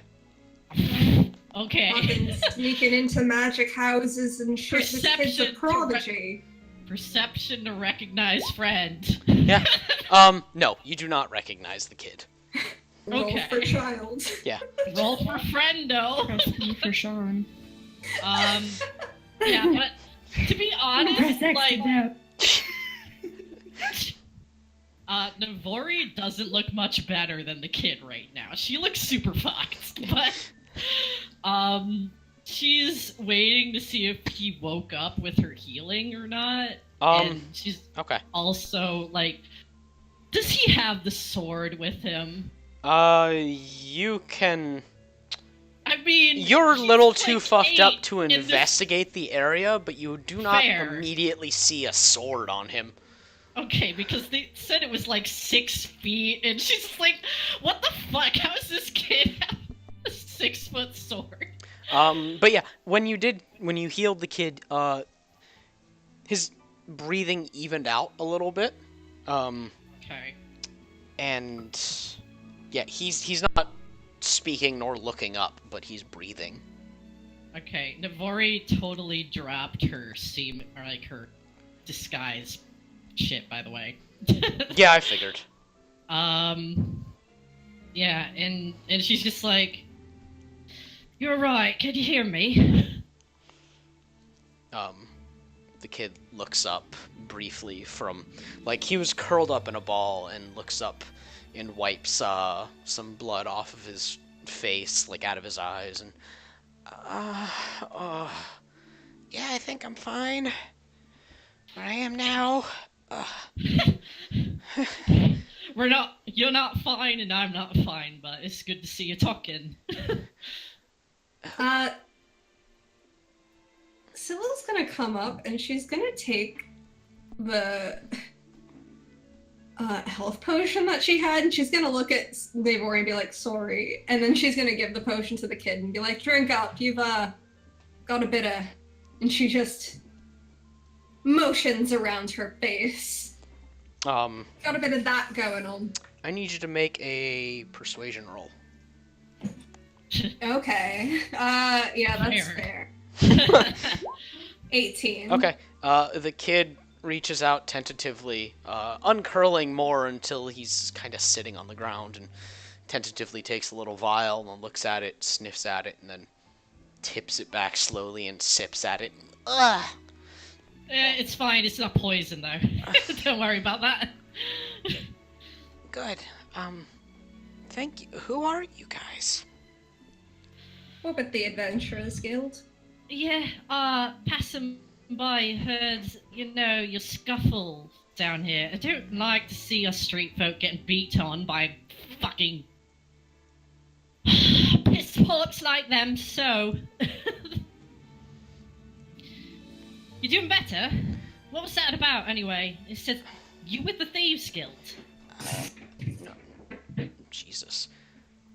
No, I took this. And he leans over and roots around under, like, the crap that he's sitting on. He's sitting on, like, a bunch of cloth and trash, and roots around and pulls out a large sword. Fair. And they said I was stealing from the wrong person. What do you mean? Like, wait, so... You're not affiliated with the Thieves Guild, but they said that you were stealing from the wrong person. Yeah, that's what they said. So what, you got this all by yourself? Yeah. Was that pretty fucking good. And the kid looks back to the rest of the group and looks at you, Cass, and immediately looks frightened. Yeah, Navori... She puts her weapon on her side, like that helps. Navori waves her hands like, no, don't worry about them. They're good people, right? Okay. At this point, Boone kind of like nudges into the picture. Okay. It's like, hey, what's going on in here? The kid's like, hi. Hi. He's Right. looking at Boone and just kind of wide-eyed. Boone sniffs him and then licks him. That's just his way of saying hello. Hi. He gives the dog a little pat and, what do you guys want from me? Well, we ain't gonna do anything to you, right?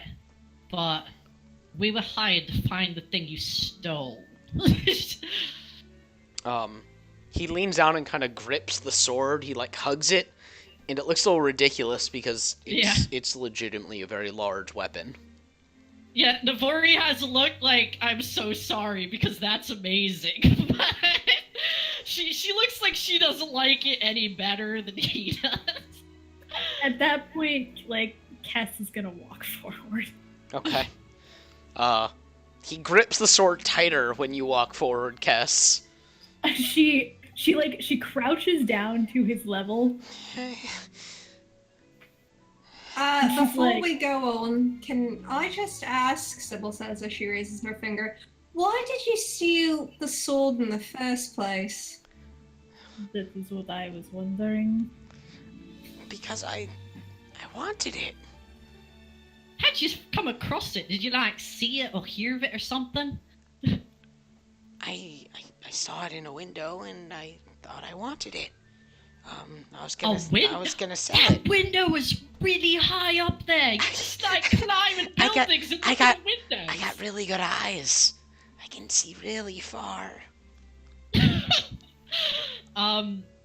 Navori's gonna make an insight check, but she's like really amused and kind of impressed. It's sort of just a "Are you serious?" kind of insight check. Okay.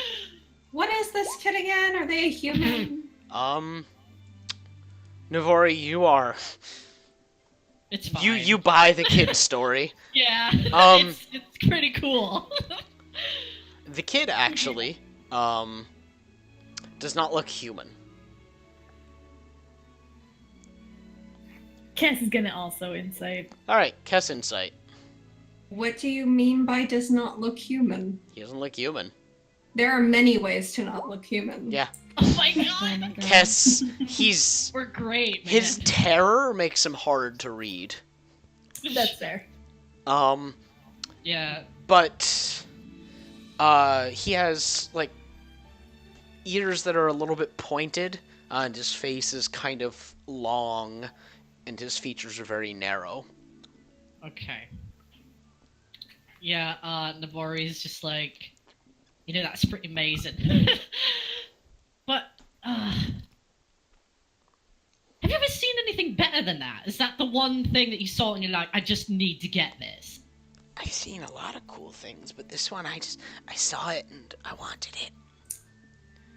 It's mine now. How much you want for it?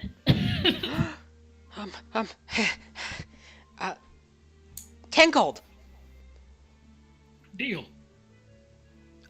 Really? Yeah? Oh, okay, yeah. He basically shoves the sword at you, Kess. Five like Aw. sections off 10 gold, but he counts out loud 10, but he actually puts in 15. Okay. Yeah. And Navori's like, you got a place to hang out. I might be able to bring you some food sometime. Yeah? Like, No, I don't. Navori makes a symbol, like, okay, so the symbol that, you know, is where her group of friends marks their spot. You said that they did that, right? Mm-hmm. So she rips out a page in her book and she makes a symbol on it and she gives it to him and she's like, find that in the alleyways and there'll be a bunch that greet you there, yeah? Okay. At least if you want friends. I come by and I bring them food and such. Cass is frowning, like deep, disapproving frowning, as she stands and like slings the sword over her shoulder. Okay, I'll find Where them. did you get the things that you used to get into that office? I took it. From A magic store. which magic store?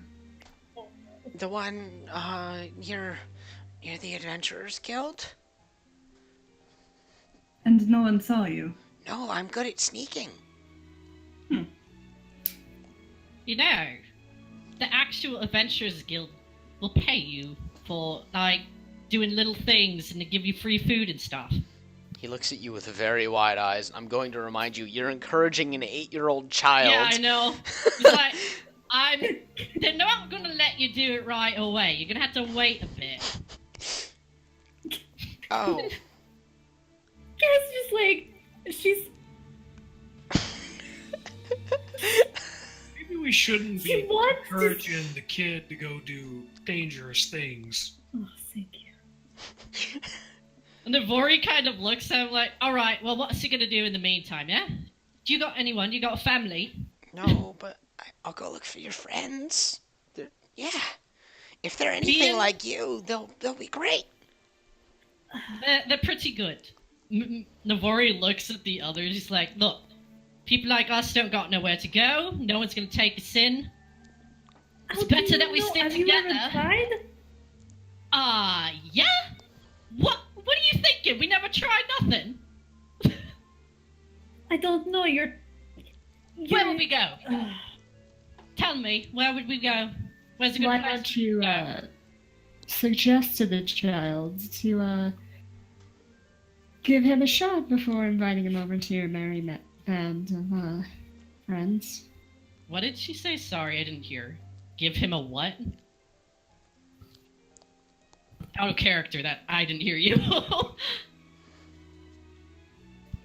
A shot at these places you've tried Oh, before okay. inviting him.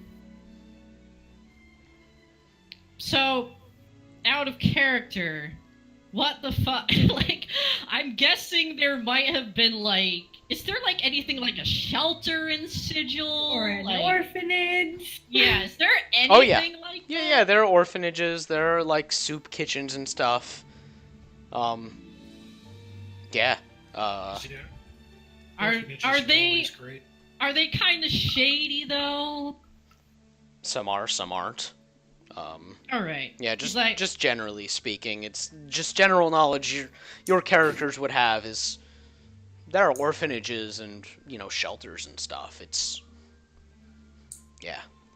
Are there enough to Yeah, house with the all of the boring- kids on the street? I doubt it. Navori's just like, some of them places are pretty shady. That's wonderful. Okay, here's Oh, the yeah. thing. It's about who you know sometimes. So, kid, you hang out anywhere usually? Just, place to lay your head on the regular. He just kind of bounces where he sits. Right Alright. I'll see what I can do. there. What you mean? I'm not sure if you noticed when you first met me, but, talk a lot to a lot of people. So, She could get some arrangements for him. I'm going to try. Alright, sure. That's fine with me. Whatever is best for him. Just, it's hard to be alone out here. Right, who knows if more of what we dealt with will be coming back. Yeah. Well, now we can offer him shelter. Will the Adventurers Guild let us take random children with, They probably won't stop us. If they. Yeah.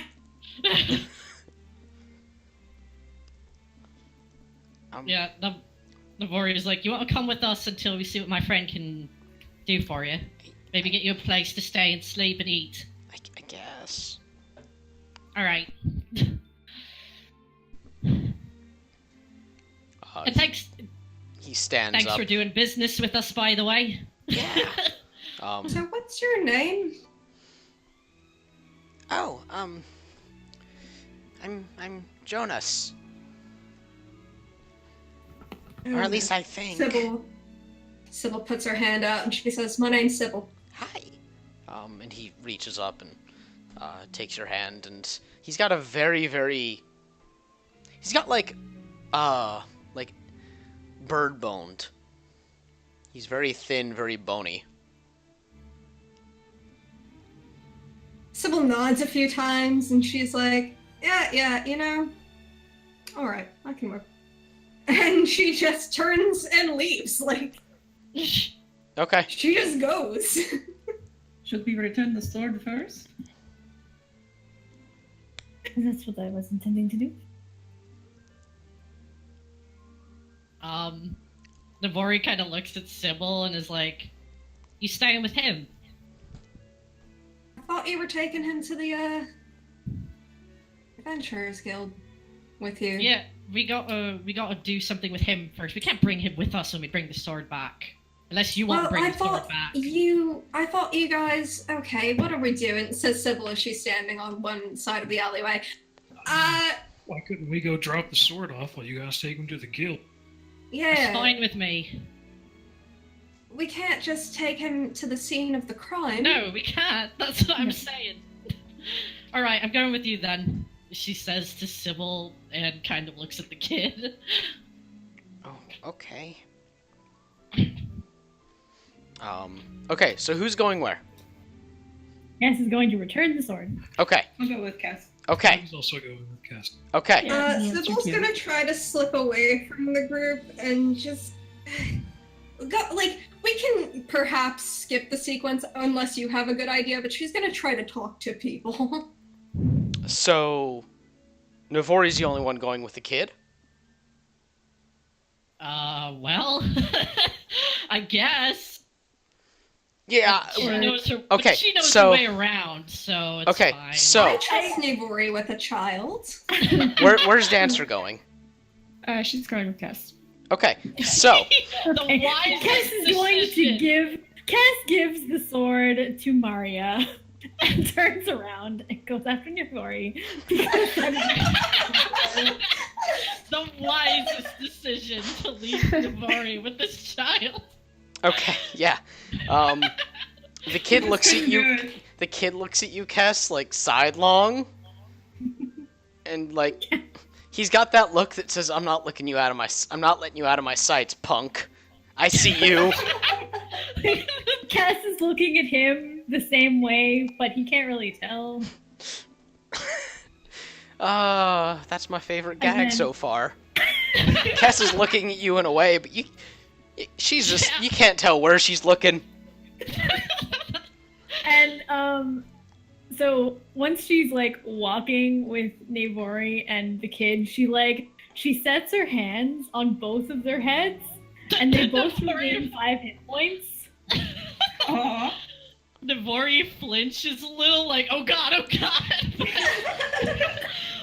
but then it's about okay. She's Okay. like, thank you. It's a little like it's a minty tingle. It's not quite- Minty fresh. Minty healing.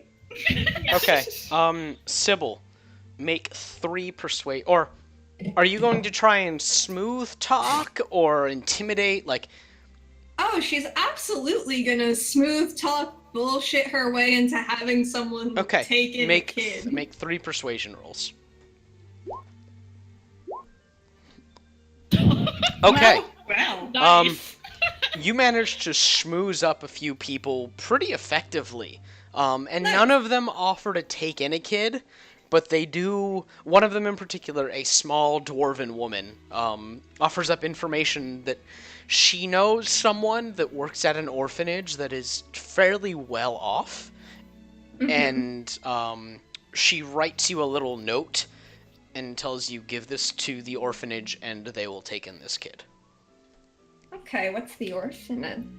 Let me look at my notes. I have so many notes, it's great. He says that, but he's just like in a name generator right now. Yeah. Reaching for something. Saint Cordell's orphanage for the young and abandoned. It is run by priests of Dinara.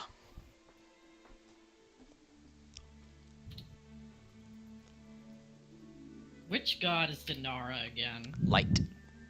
Okay. Out of curiosity, I remembered that one of them was death and then one of them was light, and I'm like, which one is that? Yeah, no, this is Dinara is the goddess of light. Sick. Okay, so those of you going to return the sword, you managed to get back without any difficulty. The guards try to stop you, but you know, the second they see your little Adventurers Guild pin, they roll their eyes and go back to looking out, bored. And you head back to the mansion, where you ring the bell again, and Bertruce just, yes, who is it? It's Mario with the Adventurers Guild and Company. Right. Have you got the sword then? Yes. Ah, well, come on in. And you hear a little jingling noise, and the gate opens, and the front door opens. Alright, to march right on in. Okay, and he's looking a little antsy, and you've got Master Khan's sword. You hold it out in her arms. thank the gods. And he reaches out and takes it and holds it close to him, and now I've just got Whoa. to clean up. Master Khan was going to murder me. I let it out. I let it out of my sight while he was away. Thank you. I see. Oh, does one of us that are in this group, do we have the tablet with us for the signature? Shite! You know. Oh fuck! It was Cass. Do we want to say Kess handed it off with the sword? She Yeah. probably would. Okay. Yeah, let's Okay. save some difficulty. Yeah. Yeah. And that was Next his... Mario. Okay. Mario's just gonna shove the tablet into Bertrand's face. He looks at it, look confused, and then, right. He pulls out a little fountain pen and presses it to it and does a little scribble, and there. It's all taken care of. Thank you. Thank you. Thank you. Thank you. Thank you. And she'll turn around. She'll put it in her pocket and turn around. Okay. He looks relieved. And you leave the mansion and the door slams shut. Wow. Great dude. Alright, and you guys are all heading back to the Adventurers Guild now, I believe, right? Yep. Yeah. Okay. Navori, Kess, does anything else happen on your journey? I mean, Navori just chatted, street talk with the kid the whole way. She was impressed, man. She's like, she wanted to know all of his exploits, how he got started, doing some crazy good thieving, like... Cass stares at the camera like she's on The Office the entire fucking time. He yammered about like all these little heists he's taken, and how this one was the biggest, but he's stolen like rare gloves, a bunch of scrolls before that he has ferreted away somewhere, but he can't remember where. A few Navori's gemstones. like, yeah, I know how that goes. The kid for this young is a prodigal thief. Yeah, Navori's super impressed. But you guys Navori and Kess, you guys get back to the Adventurers Guild first. Opening the door, you find yourself in the familiar din of the Adventurers Guild, kind of in full swing for the evening now. Navori immediately gestures the kid over to the table and is like, "Hey, can we get some food over here?" Someone that you don't recognize just raises a hand and nods, and yeah, they raise their hand and nod and wander off to somewhere. Cass walks up to like the main desk. Okay. You see Ardania pacing around, working the desk as always, looking very overworked and tired. Of course. Cass waits. Eventually she catches sight of you and, "Oh, hello, Cass. What can I do for you?" We will be having a guest for the night. Oh, any, She points at the table, girl child. No! That's not how you answer that! Oh, right, okay. That's fine. Perfectly fine. It's like, you can hear the audible, like, urge to slam her face against the desk. But she refrains. Gives Ardania, like, a look that could probably kill, but it's behind the helmet, so... and goes... just goes. Okay. Sybil, you arrive next. Sybil walks in, glittering, hair being blown back. And she approaches the table. And she says, I know, no need to thank me, but I did it. And she puts the note down on the table. Navori Cass examines the snatches it note. up. Yeah, Navori looks it over immediately. If she would know, she would know of Dinara, right? Would she know, she would know Dinara, but not of this orphanage, no. Okay.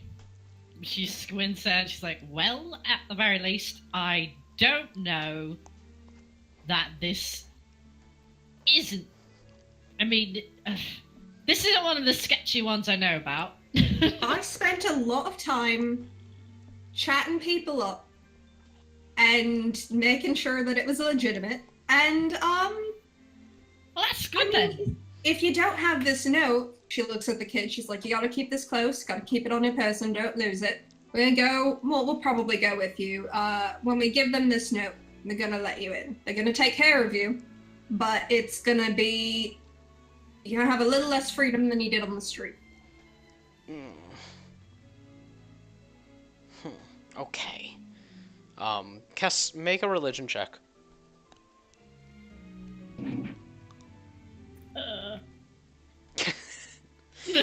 Sure. Same. Thinking it over, you're pretty sure, like, Denaro would be the one to have a good orphanage. Just to kind of confirm that this is probably legit. But the kid just... Oh, okay. Okay. She looks down at the child.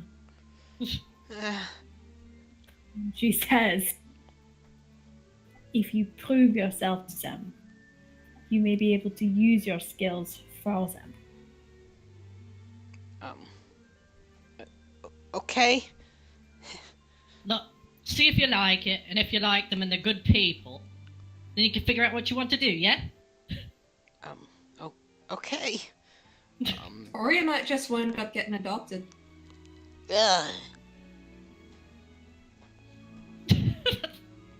Well, fair. They got food? Clive and Maria, you guys walk in around this time. And Clive, Dancer. Maria, and Dancer. Sorry, yeah. Mario will head up to the desk and wait for Ardania to get free again. Okay. Ardania shuffling around and finally catches sight of you and kind of drags herself over. Yes, dear. She just slides the tablet over. Oh, okay, good. She takes the tablet, does the thing, like, she takes it over to the wall, puts it up against it, it gets sucked into the wall, and she looks satisfied, and then trudges over, reaches under the desk, and pulls out a huge sack of gold, and drops it on the table, and good job. We got into a fight with the Thieves Guild. Do Oh. I need to fill out some paperwork? Why did you ask? Yes, of course you do. But Sorry. I've... Alright, I'll bring it by in a little bit. She'll go back to the table then. Okay.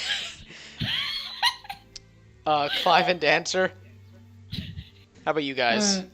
Dancer entrusted the tablet with Maria, and she just sauntered over to go sit at the table. Boone started whining at Clive for food about halfway home. So he's getting the doggo some dinner. Okay. Sybil's like, if they noticed your skill and they took you in and they honed it, that would be super fucking cool. Like, walking in the shadows for the light or some novel shit. I mean, it would be interesting. I don't know what sort of stuff that priests of Denara do.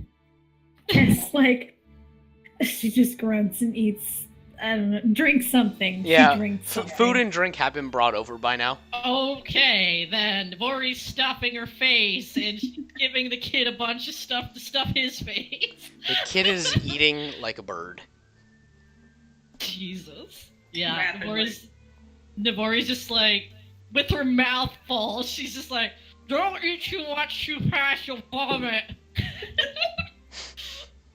She shoves stuff in her mouth. He gives you this really disdainful look and goes back to this eating like small little nibbles. Yeah, Navori's like, "Yeah, you're a good kid." Maria has forgotten to eat, and she is divvying out the gold instead. Okay. Yeah, it was 700 Gold. gold. How much gold is that between us all? However, you want to divvy it up. Is there 6 of us? Yeah. So What what we, Math. what we should do is split it 100 gold each, and then have a like $100 gold like pool for emergencies. That works good. Because then we don't have to math. Yeah. Okay, yeah. Individual gold and party gold. Yeah. Actually, yeah, that's a really good idea. Huh. Okay, yeah, you guys dole out the money. The kid eats and eventually looks finished, and I'm tired. We got beds, like actual fucking beds. You want to see them? Yeah, it's been a big day for you, hasn't it? Let's, I guess you're staying with us in Navori? I mean, well, me and Navori. That's fine with me. Alright, let's go. Alright, you two trudge up to your rooms. Or room. What do the rest of you guys do? Tess is gonna take her share of the gold and head towards the door. Okay, There she go. Maria. Ardania has approached with a bunch of paperwork. I will ask if he can assist with any of the paperwork. Oh yes, join me in purgatory. He feels bad. Yeah, both of you fill out paperwork for a bit. Dancer, how about you? D&D!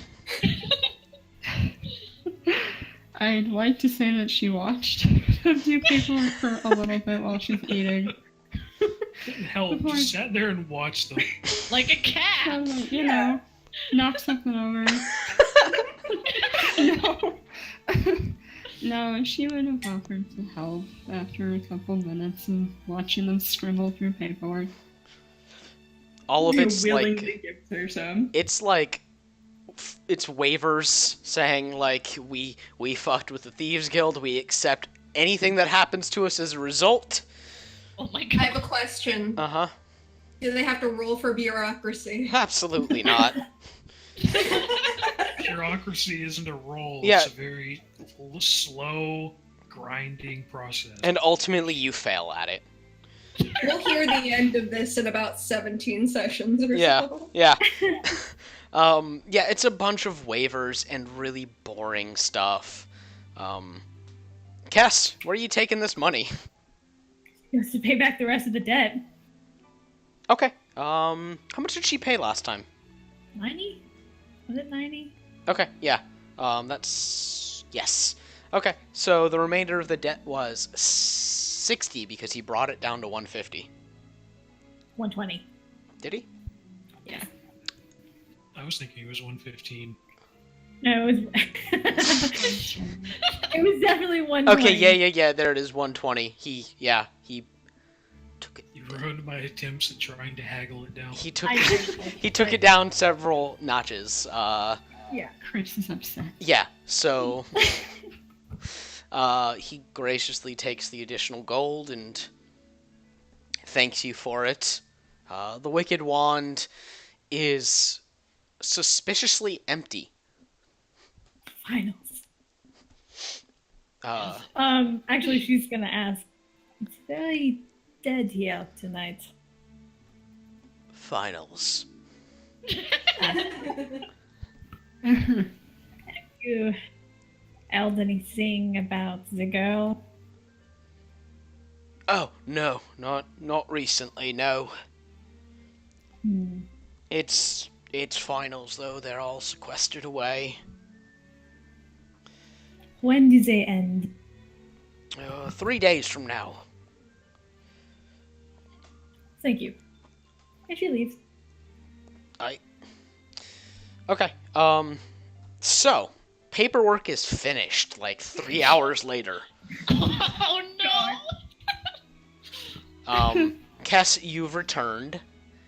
Yes. Sybil and Navori, you guys are asleep by now, I assume.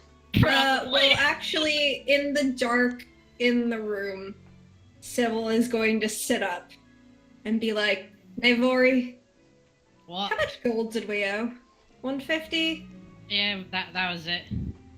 Yeah, we should go to the Mysterium tomorrow and pay off that debt. And then she just flops back. Yeah, we gotta do that. Okay. So, everyone gets their nice long rest. You all wake up around this. Well, you guys wake up as you do. After 2 hours of sleep. Yeah, Maria, you are downstairs staring at the wall. You've gotten the bare minimum. Oh no! She's And functioning. bring her, like, a cup of coffee. Oh, bless you. You look like you need it. Most certainly. And then she just drinks it. Who comes down next? Navori's probably last. Because Uh, those beds, man. Clive probably comes down and does his usual morning ritual. Take the dog out to pee, get food, feed the dog, feed himself. Okay. Sybil, you come down at some point during that, and then Navori. Sybil waits for Navori and the kid, just watching them. She doesn't want them to, like... Oh. She's seen some rooms get trashed in her day, and she knows that children do the work. Okay. This kid has not moved. Yeah. They're just like dead? dead asleep. I mean, asleep, yeah. He's done that, like, dead sort of sleep where he hasn't moved. Yeah. Like, he found a spot, and that was it. But okay. You guys all wake up. You all head downstairs. Get your complimentary breakfast. And Ardania comes out before too long, groggy, dragging her feet. And the day, another. I don't even get paid that much these days. All right, you lot. No jobs for today. Oh, good. I've got stuff to do. Yeah. Excellent. Wait, is it no jobs for everyone? Yeah, it's a day off for us. Cleaning day. What about for you? Oh. they looked. I mean, Navori looked excited for her for a second, but then she's like, "Oh no." Well, do you want anything while we're out? She just looks at you blankly. And what do you mean, do I want anything? I don't know, we're going out. You're gonna be in here all day. Do you want anything? Roll perception check. Oh, Jesus! 14. You notice in the corner of her, like, fishy eyes, there's a tear forming. Oh. Nobody's ever asked that before. Oh, well. I've asked it now, and you should. Any other day off, you can ask me, and we'll go out and do something for you. You run yourself ragged here all the time. Yeah, you deserve it. Certainly. I'd offer to help, but I've got to escort this kid to the orphanage and pay off a debt. She just sobs. Oh no! Sybil goes over and she's like, "Oh, okay." She, like, puts an arm over her shoulder and, like, You're the nicest I've ever dealt with. They're usually just, do this, Adanya, do that, and pay me money. No one ever asks, oh, Adanya, how are you doing today? Oh, Adanya, do you need anything? I know. No one appreciates an honest worker, and it's a shame. And Sybil's, like, pulling out a handkerchief out of her pocket and offering it to her. She blows her nose loudly and, bless you. Bless your whole group.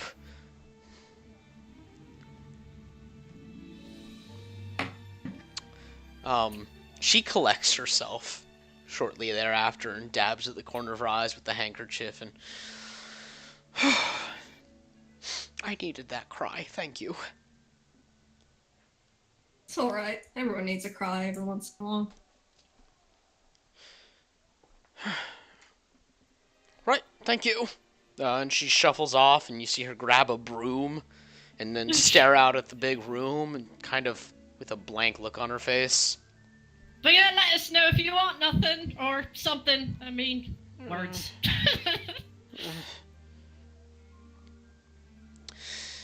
Okay, so what are you guys doing? Sybil's gonna go, and she's gonna bring this kid to the orphanage, and then she's gonna go to the Mysterium and pay off her fucking debt. Yeah, Navori's going with her. Okay, are you guys all heading to the orphanage together? Or what's up? Yeah. Otherwise, Clive would just be hanging out around the Adventurers Guild. Okay, Yeah, sure. you guys And all, he would Right. feel bad. you guys Mario all, would like she. Hmm? Sorry. go ahead. Oh, Mario was gonna go over to Clive and say, "Do you want to bring Boone to visit Tristan today? Oh, yeah, what's a good idea.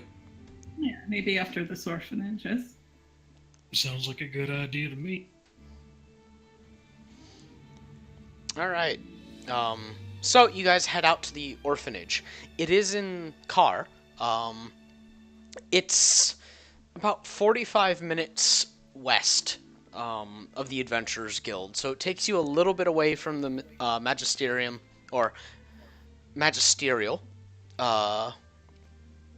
and farther away than like the places you guys have been going. You do find the orphanage quickly enough. It's a rather large brick building, and it's staffed by a bunch of gnomes, actually, and they run to and fro. And you speak to a small one, or a particularly small one, named Hal. And she takes the note and looks it over and, oh, okay, we will take this young man off of your hands now. Alright, well, I forgot my character's name for a second. Sybil looks at Jonas and she's like, you gonna be alright, kid? I guess. Alright, well, anything bad happens to you, you come find us, alright? Okay. Yeah, gonna check in every now and then, see if it's suiting you well. Okay. And he's taller than Hal. Yeah. But Hal takes his hand and leads him off. Navori waves. Yeah, Sybil, wait. Okay. You guys all head out into the street, and I need you all to make perception checks. Oh boy. Oh. Hmm. Are we being followed by... Oh my god, well, we don't know. Oh, I have a 5, not a 4. Awesome. Oh, Oh my god. Wow. I just covered my other eye at that moment.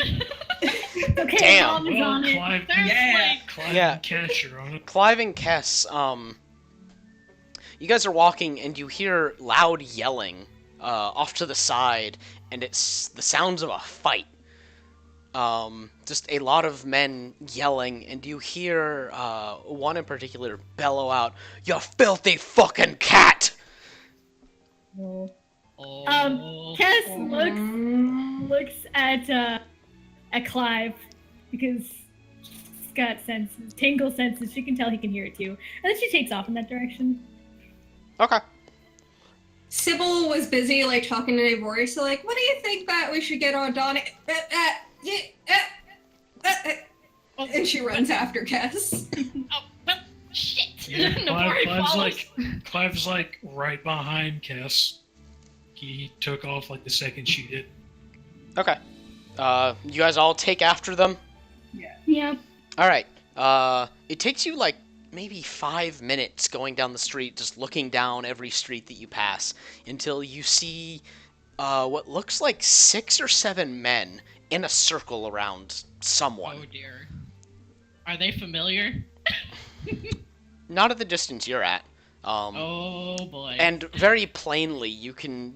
The entire area is silent. Like, the sound of the city has gone away entirely, with the sound of these men just yelling racial epithets at this Uh, tabaxi woman in the center.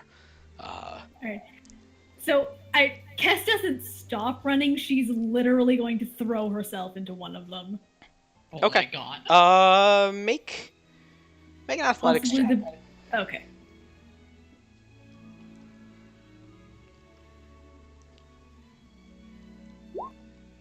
Okay. You charge forward as one goes, "You stupid furry bastard," and you just tackle him. And it's at this moment, you guys see, like, in the gap made in the ring by Kess tackling, you see this woman in, like, a relaxed fighting stance. And it's reminiscent of how dancers stand sometimes. Well, And you see this tabaxi just take a deep breath and charge over towards one of the guys that runs at her with a knife raised. And she strikes him once in the chin with the flat of her palm, once in the stomach with her other fist, and then brings that fist up to knock the knife out, and then sweeps him in the legs and he falls. And immediately after that, she turns to another guy that had run in at her and just whips him with her tail. And in the moment that he's distracted, comes around and backfists him across the face. And Kess, the guy that you're on top of, is just like, "Get off! Get off!" And he's pushing against you to try and get you off of him. she decks him. Alright, make a melee attack. Okay, yeah, you just get him straight in the face. Give me damage. Sure. What's like a D4. shield bat? Oh, a shield Or, bash? No, you know what? Yeah, it's a D4. Yeah. I think a shield bash would still be a D4. Yeah, probably. I think it counts as an improvised weapon, doesn't it? Yeah. Alright, you deck him across the face, and your strength just takes him out. This is not a man suited to fighting, you don't believe, and he's out cold. How many of them are there? There were 7, and now there are 4. And as Kess punches this one guy, the tabaxi spins around to catch sight of you, Kess, and she looked like she was about to strike you. Her stance still very composed, and notices that you deck this other guy. So she turns to look at the person that's next to her. He's got a hammer out. Not like a war hammer, like a blacksmith's hammer. And you see that she takes a few steps forward towards him, and then just raises her foot and kicks him in the face.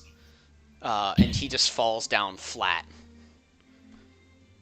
Like, watching this, Navori has her hands up to her face, and she's like, "She's fucking amazing." Yeah. Uh, Kess is pretty inwardly like, "Hey, that's awesome." the rest of you guys, I know someone like that. the rest of you guys see this now.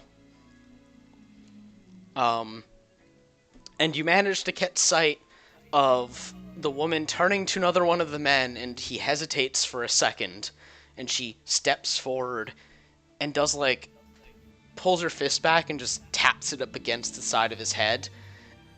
And it takes him a moment before it looks like he gets the impact. And then she takes a step back and brings her fist up to the side of her body and punches out. And there's like a bright burst of sunlight out of her fist, and it strikes him in the chest, and he just falls flat. At this point, the other guys run.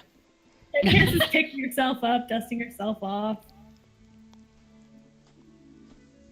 The guys are running, and she's still in her, like, relaxed stance, and takes a breath and drops it. And, oh, hello. Clive looks at this new tabaxi, looks over at Dancer, and looks back and looks at Dancer. Friend of yours? For once, the mouthy one is speechless.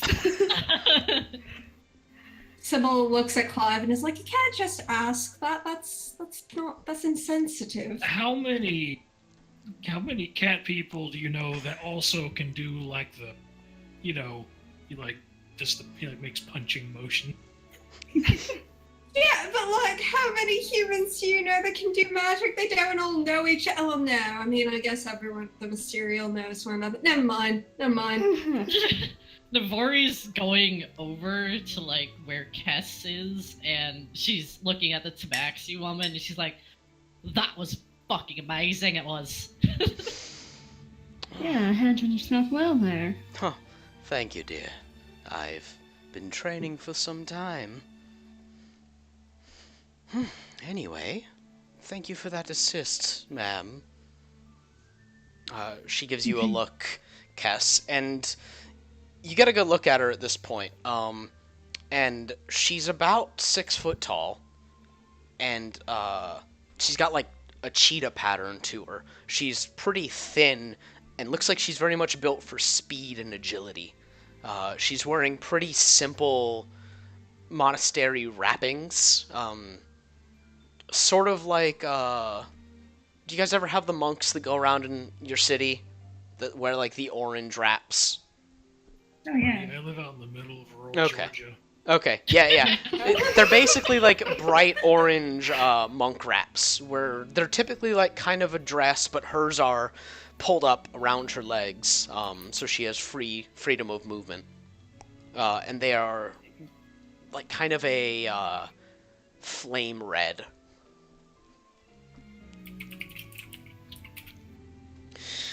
My name is Curling Waters.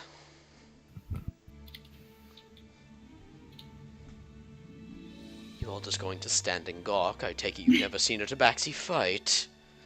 It's pretty They have. impressive. And she kind of flops herself on it. And I'm Silver Dancer.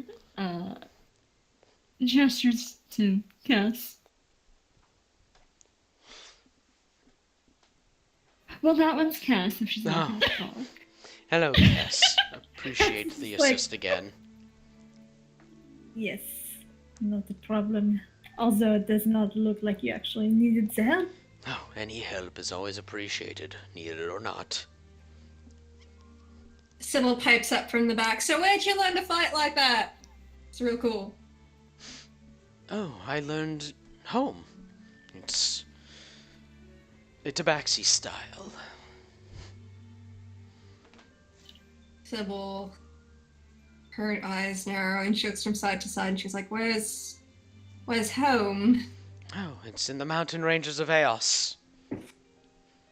Where most Tabaxi come from. I'm sure your friend here, Dancer, was it? I'm sure Dancer's from a similar mountain range. That I am. Miss it terribly. I don't. Hmm. Well, what are the rest of your names, if I may inquire? Sybil I'm does like a little bow, and when she lifts up, she's kind of sparkly, and she says, "My name's Sybil." I'm Navori. Pleased to meet ya. Clive just gives like just a simple way. Name's Clive. Pleasure to meet you. Oh yeah. Well then, how fortuitous. I was sent to find you lot. Oh. The Okay. Pale Gaze would like to have words. Oh dear. So you're with the Thief Guild? We did our paperwork. No, that was for the Oh, adventures. I don't- worry I don't not. think Oh. He doesn't wish harm on you, he just wishes to talk. But I have plans today. Can we like schedule this for another day? Unfortunately, Probably you no not longer right. have plans today. We'll deal with the nerds later, don't worry about it.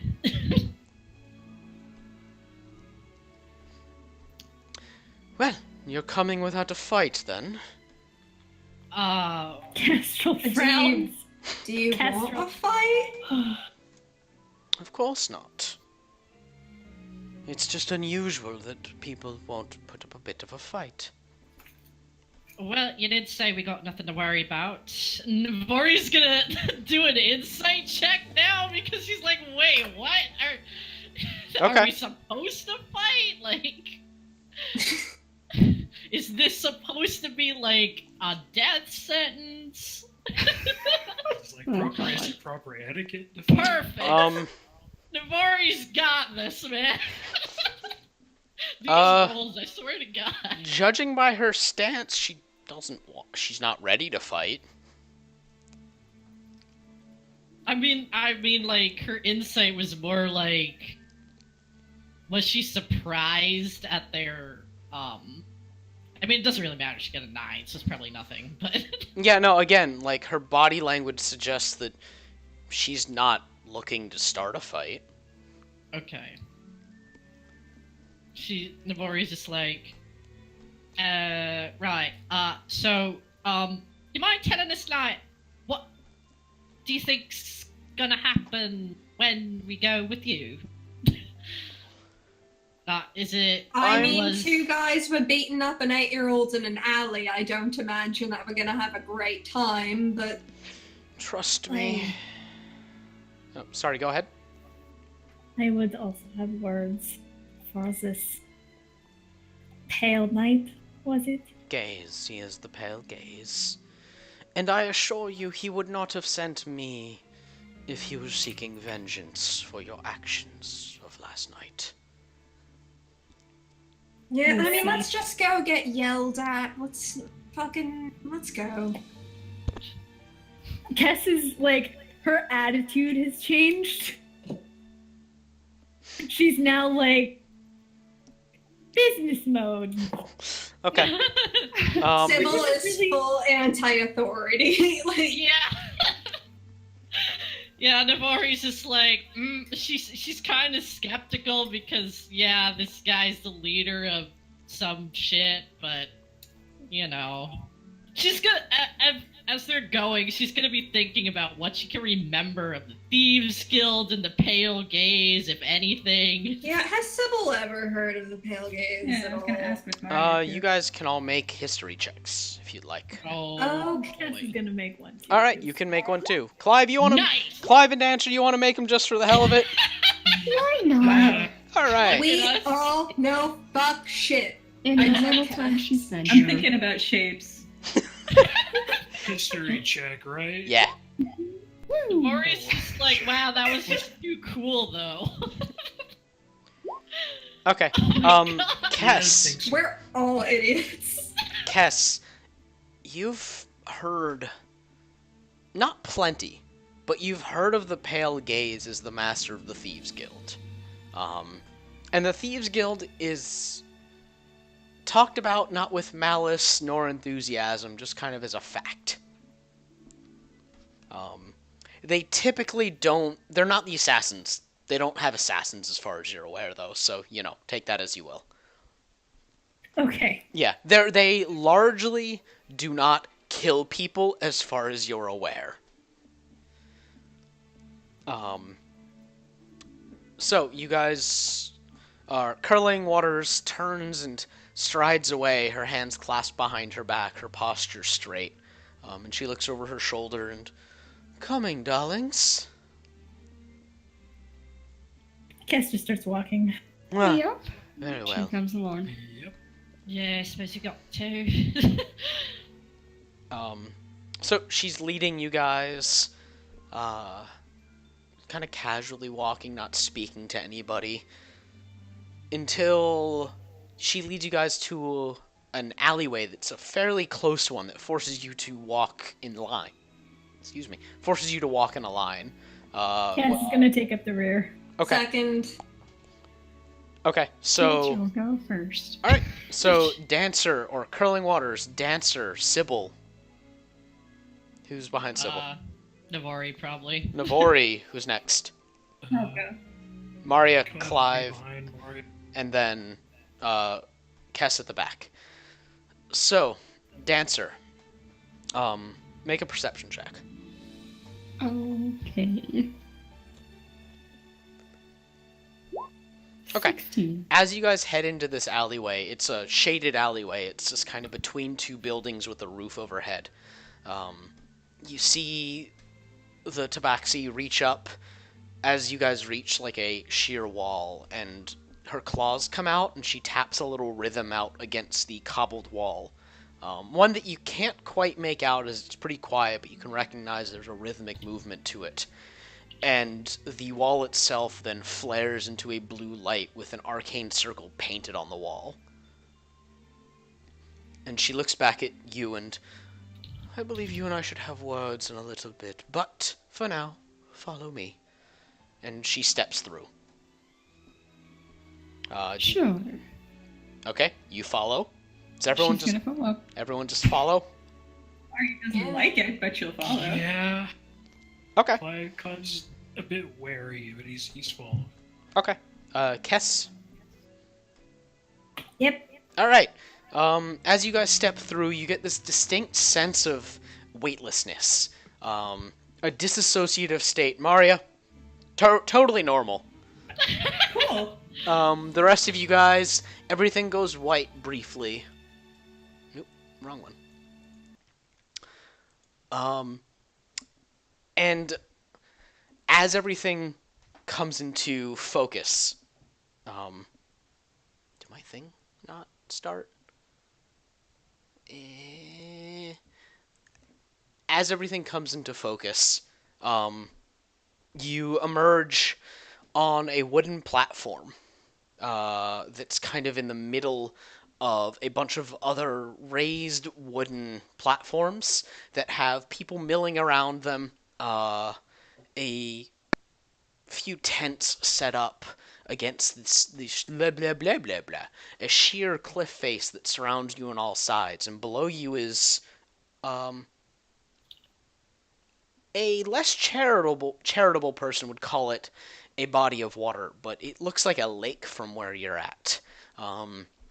And this area has a lot of raised platforms on like stalactites and stalagmites that are dotting this cave. And there are a fair number of people just kind of moving around, milling about. All of them look a little shady in general, but you see a few that look perfectly normal. And Curling Waters looks over her shoulder and, welcome to the den. Please follow me. And she leads you down a wooden gangway as you descend into this cave. She leads you past what looks like might actually be a market in some way. There are a few stalls like lined up in a not too shallow dent in the cliff face. It's about, well, you can't quite tell how deep it is, but there's enough room for several people clad in leathers or flowing robes in one case, bartering with some merchant. And shortly after, she takes you in front of a small house that's built into the corner of the cliff. And she steps aside and motions. If you would do me the pleasure of entering. After you. And she pushes open the door. Fine. And she'll just step right in after looking back at everybody. Okay. Jess is gonna follow her in. Yeah, they're okay going in. We're going. Okay. As you guys step in, you see that it's just immediately you're met with a single, somewhat large room. It's larger than the little entryway would suggest. It is built into stone and hasn't been really furnished. It's just a stone room that is all made up of the solid block. In the center of the room, there's a large U-shaped table with chairs dotting along the edges of it. And at the very top of the U, there's a rather large chair. It's very large, straight-backed, has gold filigree all along the rich cherry wood color. In it sits a bronze dragonborn, but he's very thin. As opposed to many of his kin, he's not built for fighting. His face is as thin as his body, the snout coming to a rounded point, and his cheeks are sunken in. Around his head are these gold, gold scaled tendrils. But in between those, you can see the hints of like webbing, a thin membrane that connects them all. But the most important thing that you notice are his eyes are a pale, milky white. There's no smile on his face. There's nothing. There's nothing until a voice.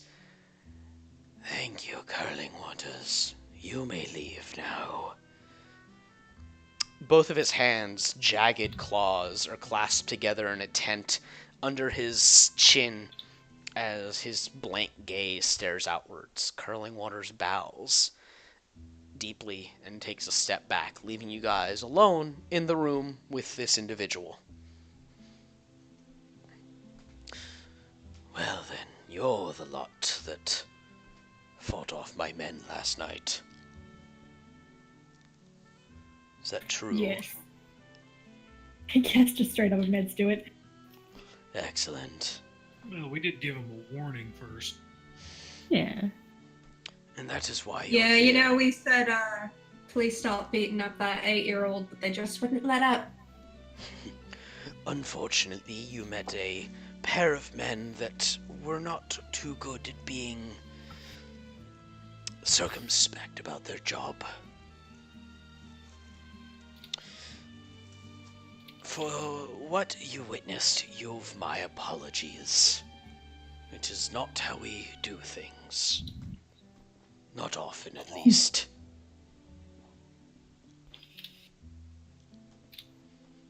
Have you something to say, big one?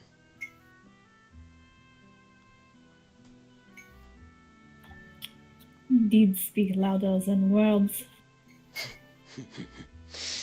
Well then, I'm going to assume that you've never heard of us before, so I suppose we've done good in that regard.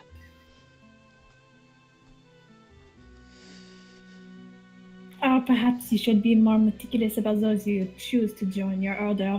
Oh, there's too many to count. They have been punished, however. They took their job a little too eagerly. Enforcers must be more careful with how they enforce the rules. Oh, Their deeds do not absolve you of their guilt. Oh. Well, it's a good thing I care not about absolution. Then why are we here? I wanted to get a handle on the folk that dare stand up to the pale gaze. Not many seem to care to cross my ire.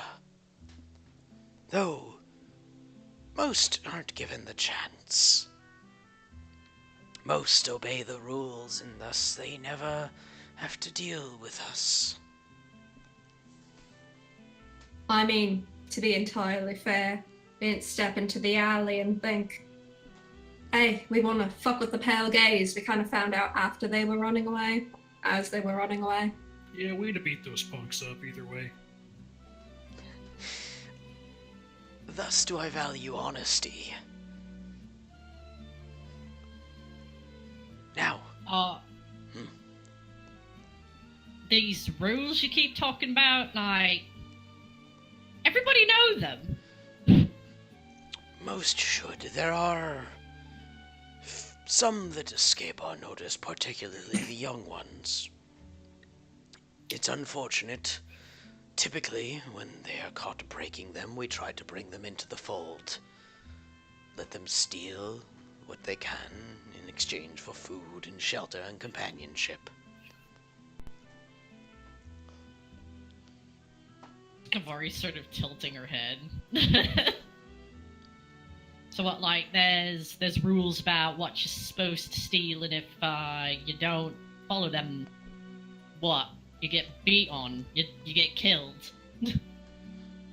Yes, you die. Great. So, how we supposed to know them rules, right? And that is why, more often than not, we are to bring them in when they break the rule if they are not known to us. We are not indiscriminate killers. The world is a better place if we do not kill.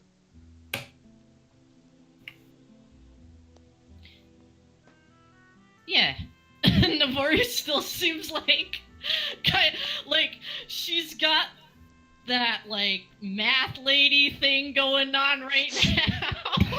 Where she's just kind of like, okay, so why haven't I ever heard these rules? Like, what the fuck? she's just trying to figure out everything. But she's not really saying anything else while this is happening.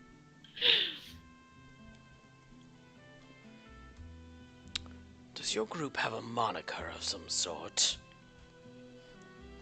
So Right, I we never may figured that. put out the word amongst my men to treat you well and not lightly.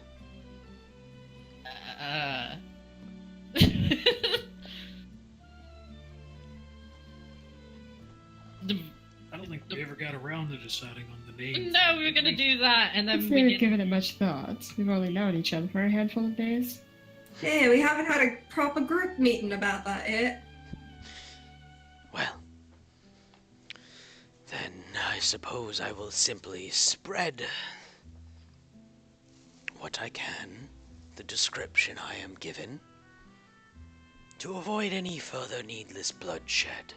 You should not be coming across any more of my people.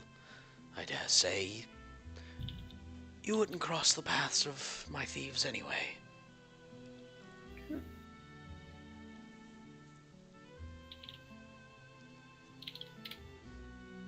Navori still like she's kind of fish mouthing, like it. She feels like she has something to say, but her brain just isn't. Like it's just not doing it right now. And you're saying that there's no particular consequence for this fight? For this one, no. It was my men's fault. Overzealous. Bloodlust. Things that we do not like in enforcers. They were at fault. I'm sorry. I'm just. Maybe it's just me. I've never been particularly bright, but you know enough about us to send a woman to find us, to bring us here to tell us that you're not going to send anyone to find us. That's only part of it. I also wanted to get the feel for you myself. Your honesty has won favor where favor might not have been. You did prevent my men from bringing in that very valuable object.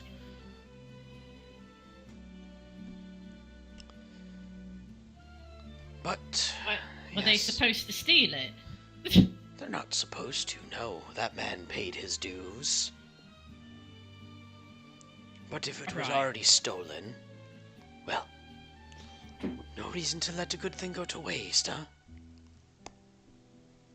Right. Well, So such a shame that it just happened the way it did then, didn't it?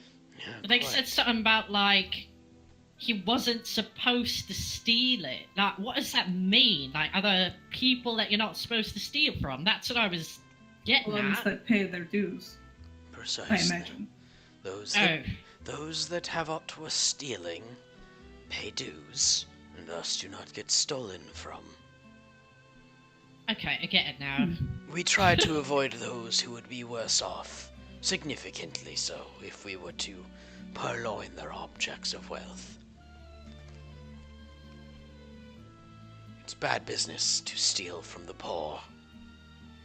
Yeah, it really is. Navori still looks confused. Like she's trying to process all of this, but then she's like, "So we're basically good then. You say we won't be like meeting each other anymore, none of that, right? Well, I brought you here to also offer a warning. I know your type. And if you get in the way of a legitimate business of ours, there will be trouble. So right, you don't do any like sort of human trafficking or nothing, right? Of course not, we're not slavers. Fucking good, then, whatever, steal what you want. Cass just like makes a non-committal noise. Despite the fact that he's blind and thus a little less emotive, he looks a little surprised at that one. Navari doesn't seem to care about stealing. So long as you ain't hurting folk that don't deserve it, I got other priorities right now than to go chasing around thieves. Right, as long as no one's getting hurt, then, whatever. I mean, I just want to note again that your men came at us first. They punched Nivori in the face. Yeah, they're right rude. Yeah, It wasn't appropriate. I admire the gesture, though. This is very... The ambiance and stuff. Are we done, though? I feel like... No, yes, I More suppose. needs to be said at this point. We're done for now. Cass has this look on her face, on the bottom half of her face. That is just like, this isn't over, but also that, like, it's chill for now. Yeah, Navori's still kind of like, she's sort of confused, but only in the way like, what? If there's no problem, then it's fine. Whatever. Like, you got your thieving thing going. If you're not hurting people, we're not gonna get in your way.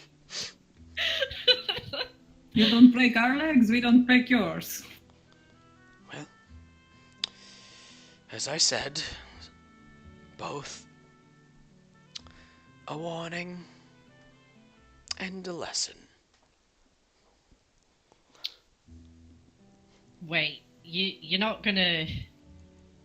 You're gonna do anything to that kid there? No.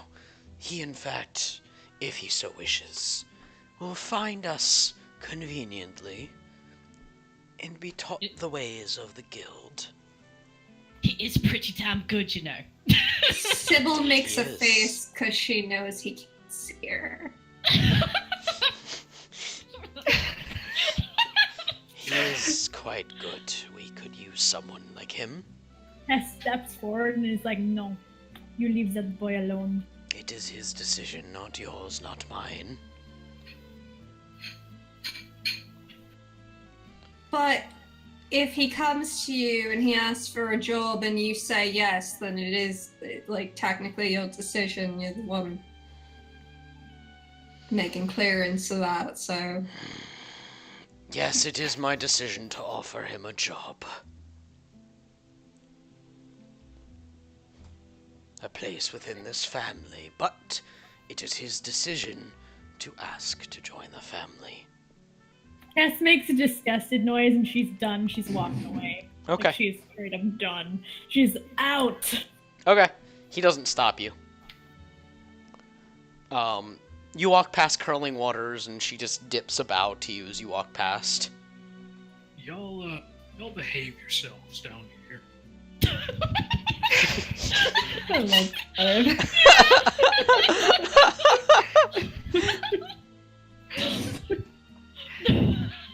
Navori tries not to laugh, like she covers her mouth. Maria's actually grinning. Oh my god. I believe we shall, good Sir Clive. Do take care. Wait, Clive, just you just out the door. Okay. Does everyone just head out? Yep. Okay. Yeah. Uh, Navori, like, she goes out last, and she's just like, if you do catch him, fucking take care of him, right? He's a good kid. there's a no, I non. can't hear you guys. Uh-oh. Oh no. No! No! Shadow, come back! Come back to us! Oh god. Oh no! You should hear us now. I am. Uh-oh. Oh no! Oh no. Hello. Hi. Hello. Hello. Did you just hear like all of us at the same time? No, I didn't hear anything. Oh. Oh, well, we were Welcome mourning back. you. Thanks. How long have you not been hearing? Clive walked out the door. Okay, you didn't miss Oh, much. yeah. Yeah. Yeah. You didn't miss anything. Okay. However, when you walk past, Curling Waters reaches out and grips you by the bicep. Right, talking. Flex that bicep, show off. Would you... I see that you are also a practitioner of the style that originates in our home. Interesting. Have you decided upon your true training path? A what? Huh. Well, would you like a teacher?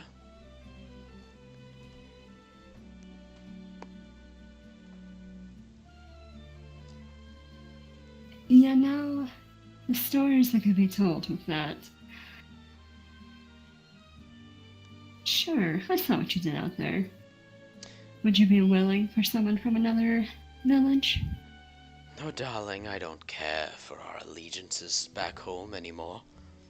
I will gladly teach you the Sun Soul.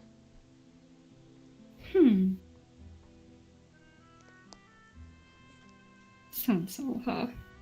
Has she heard of that before? You can make a history check. Okay. Let's see. Story.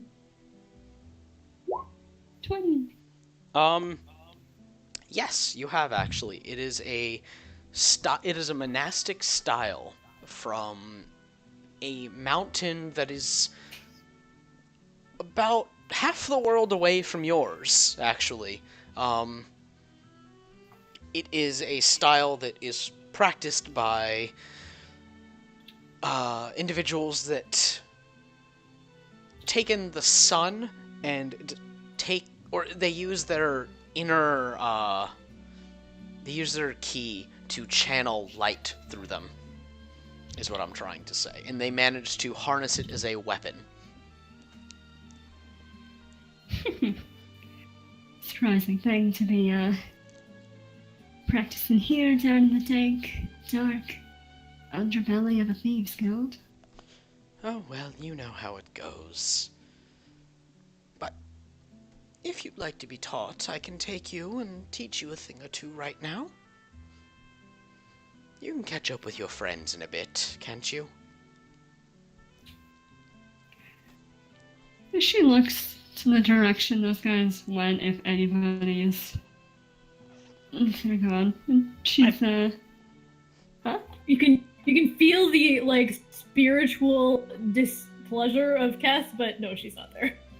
I mean, Like- didn't Dancer walk out before like Avery or Sybil? I didn't say when she left. Like Oh, okay. I Yeah, heard the Ori Clive was leave, last. and then I Ori was didn't last. hear it. Oh, okay. Well, yeah. I can catch up, sure. Excellent. Well then. You'll be coming with me as we show the rest of your friends out. Alright.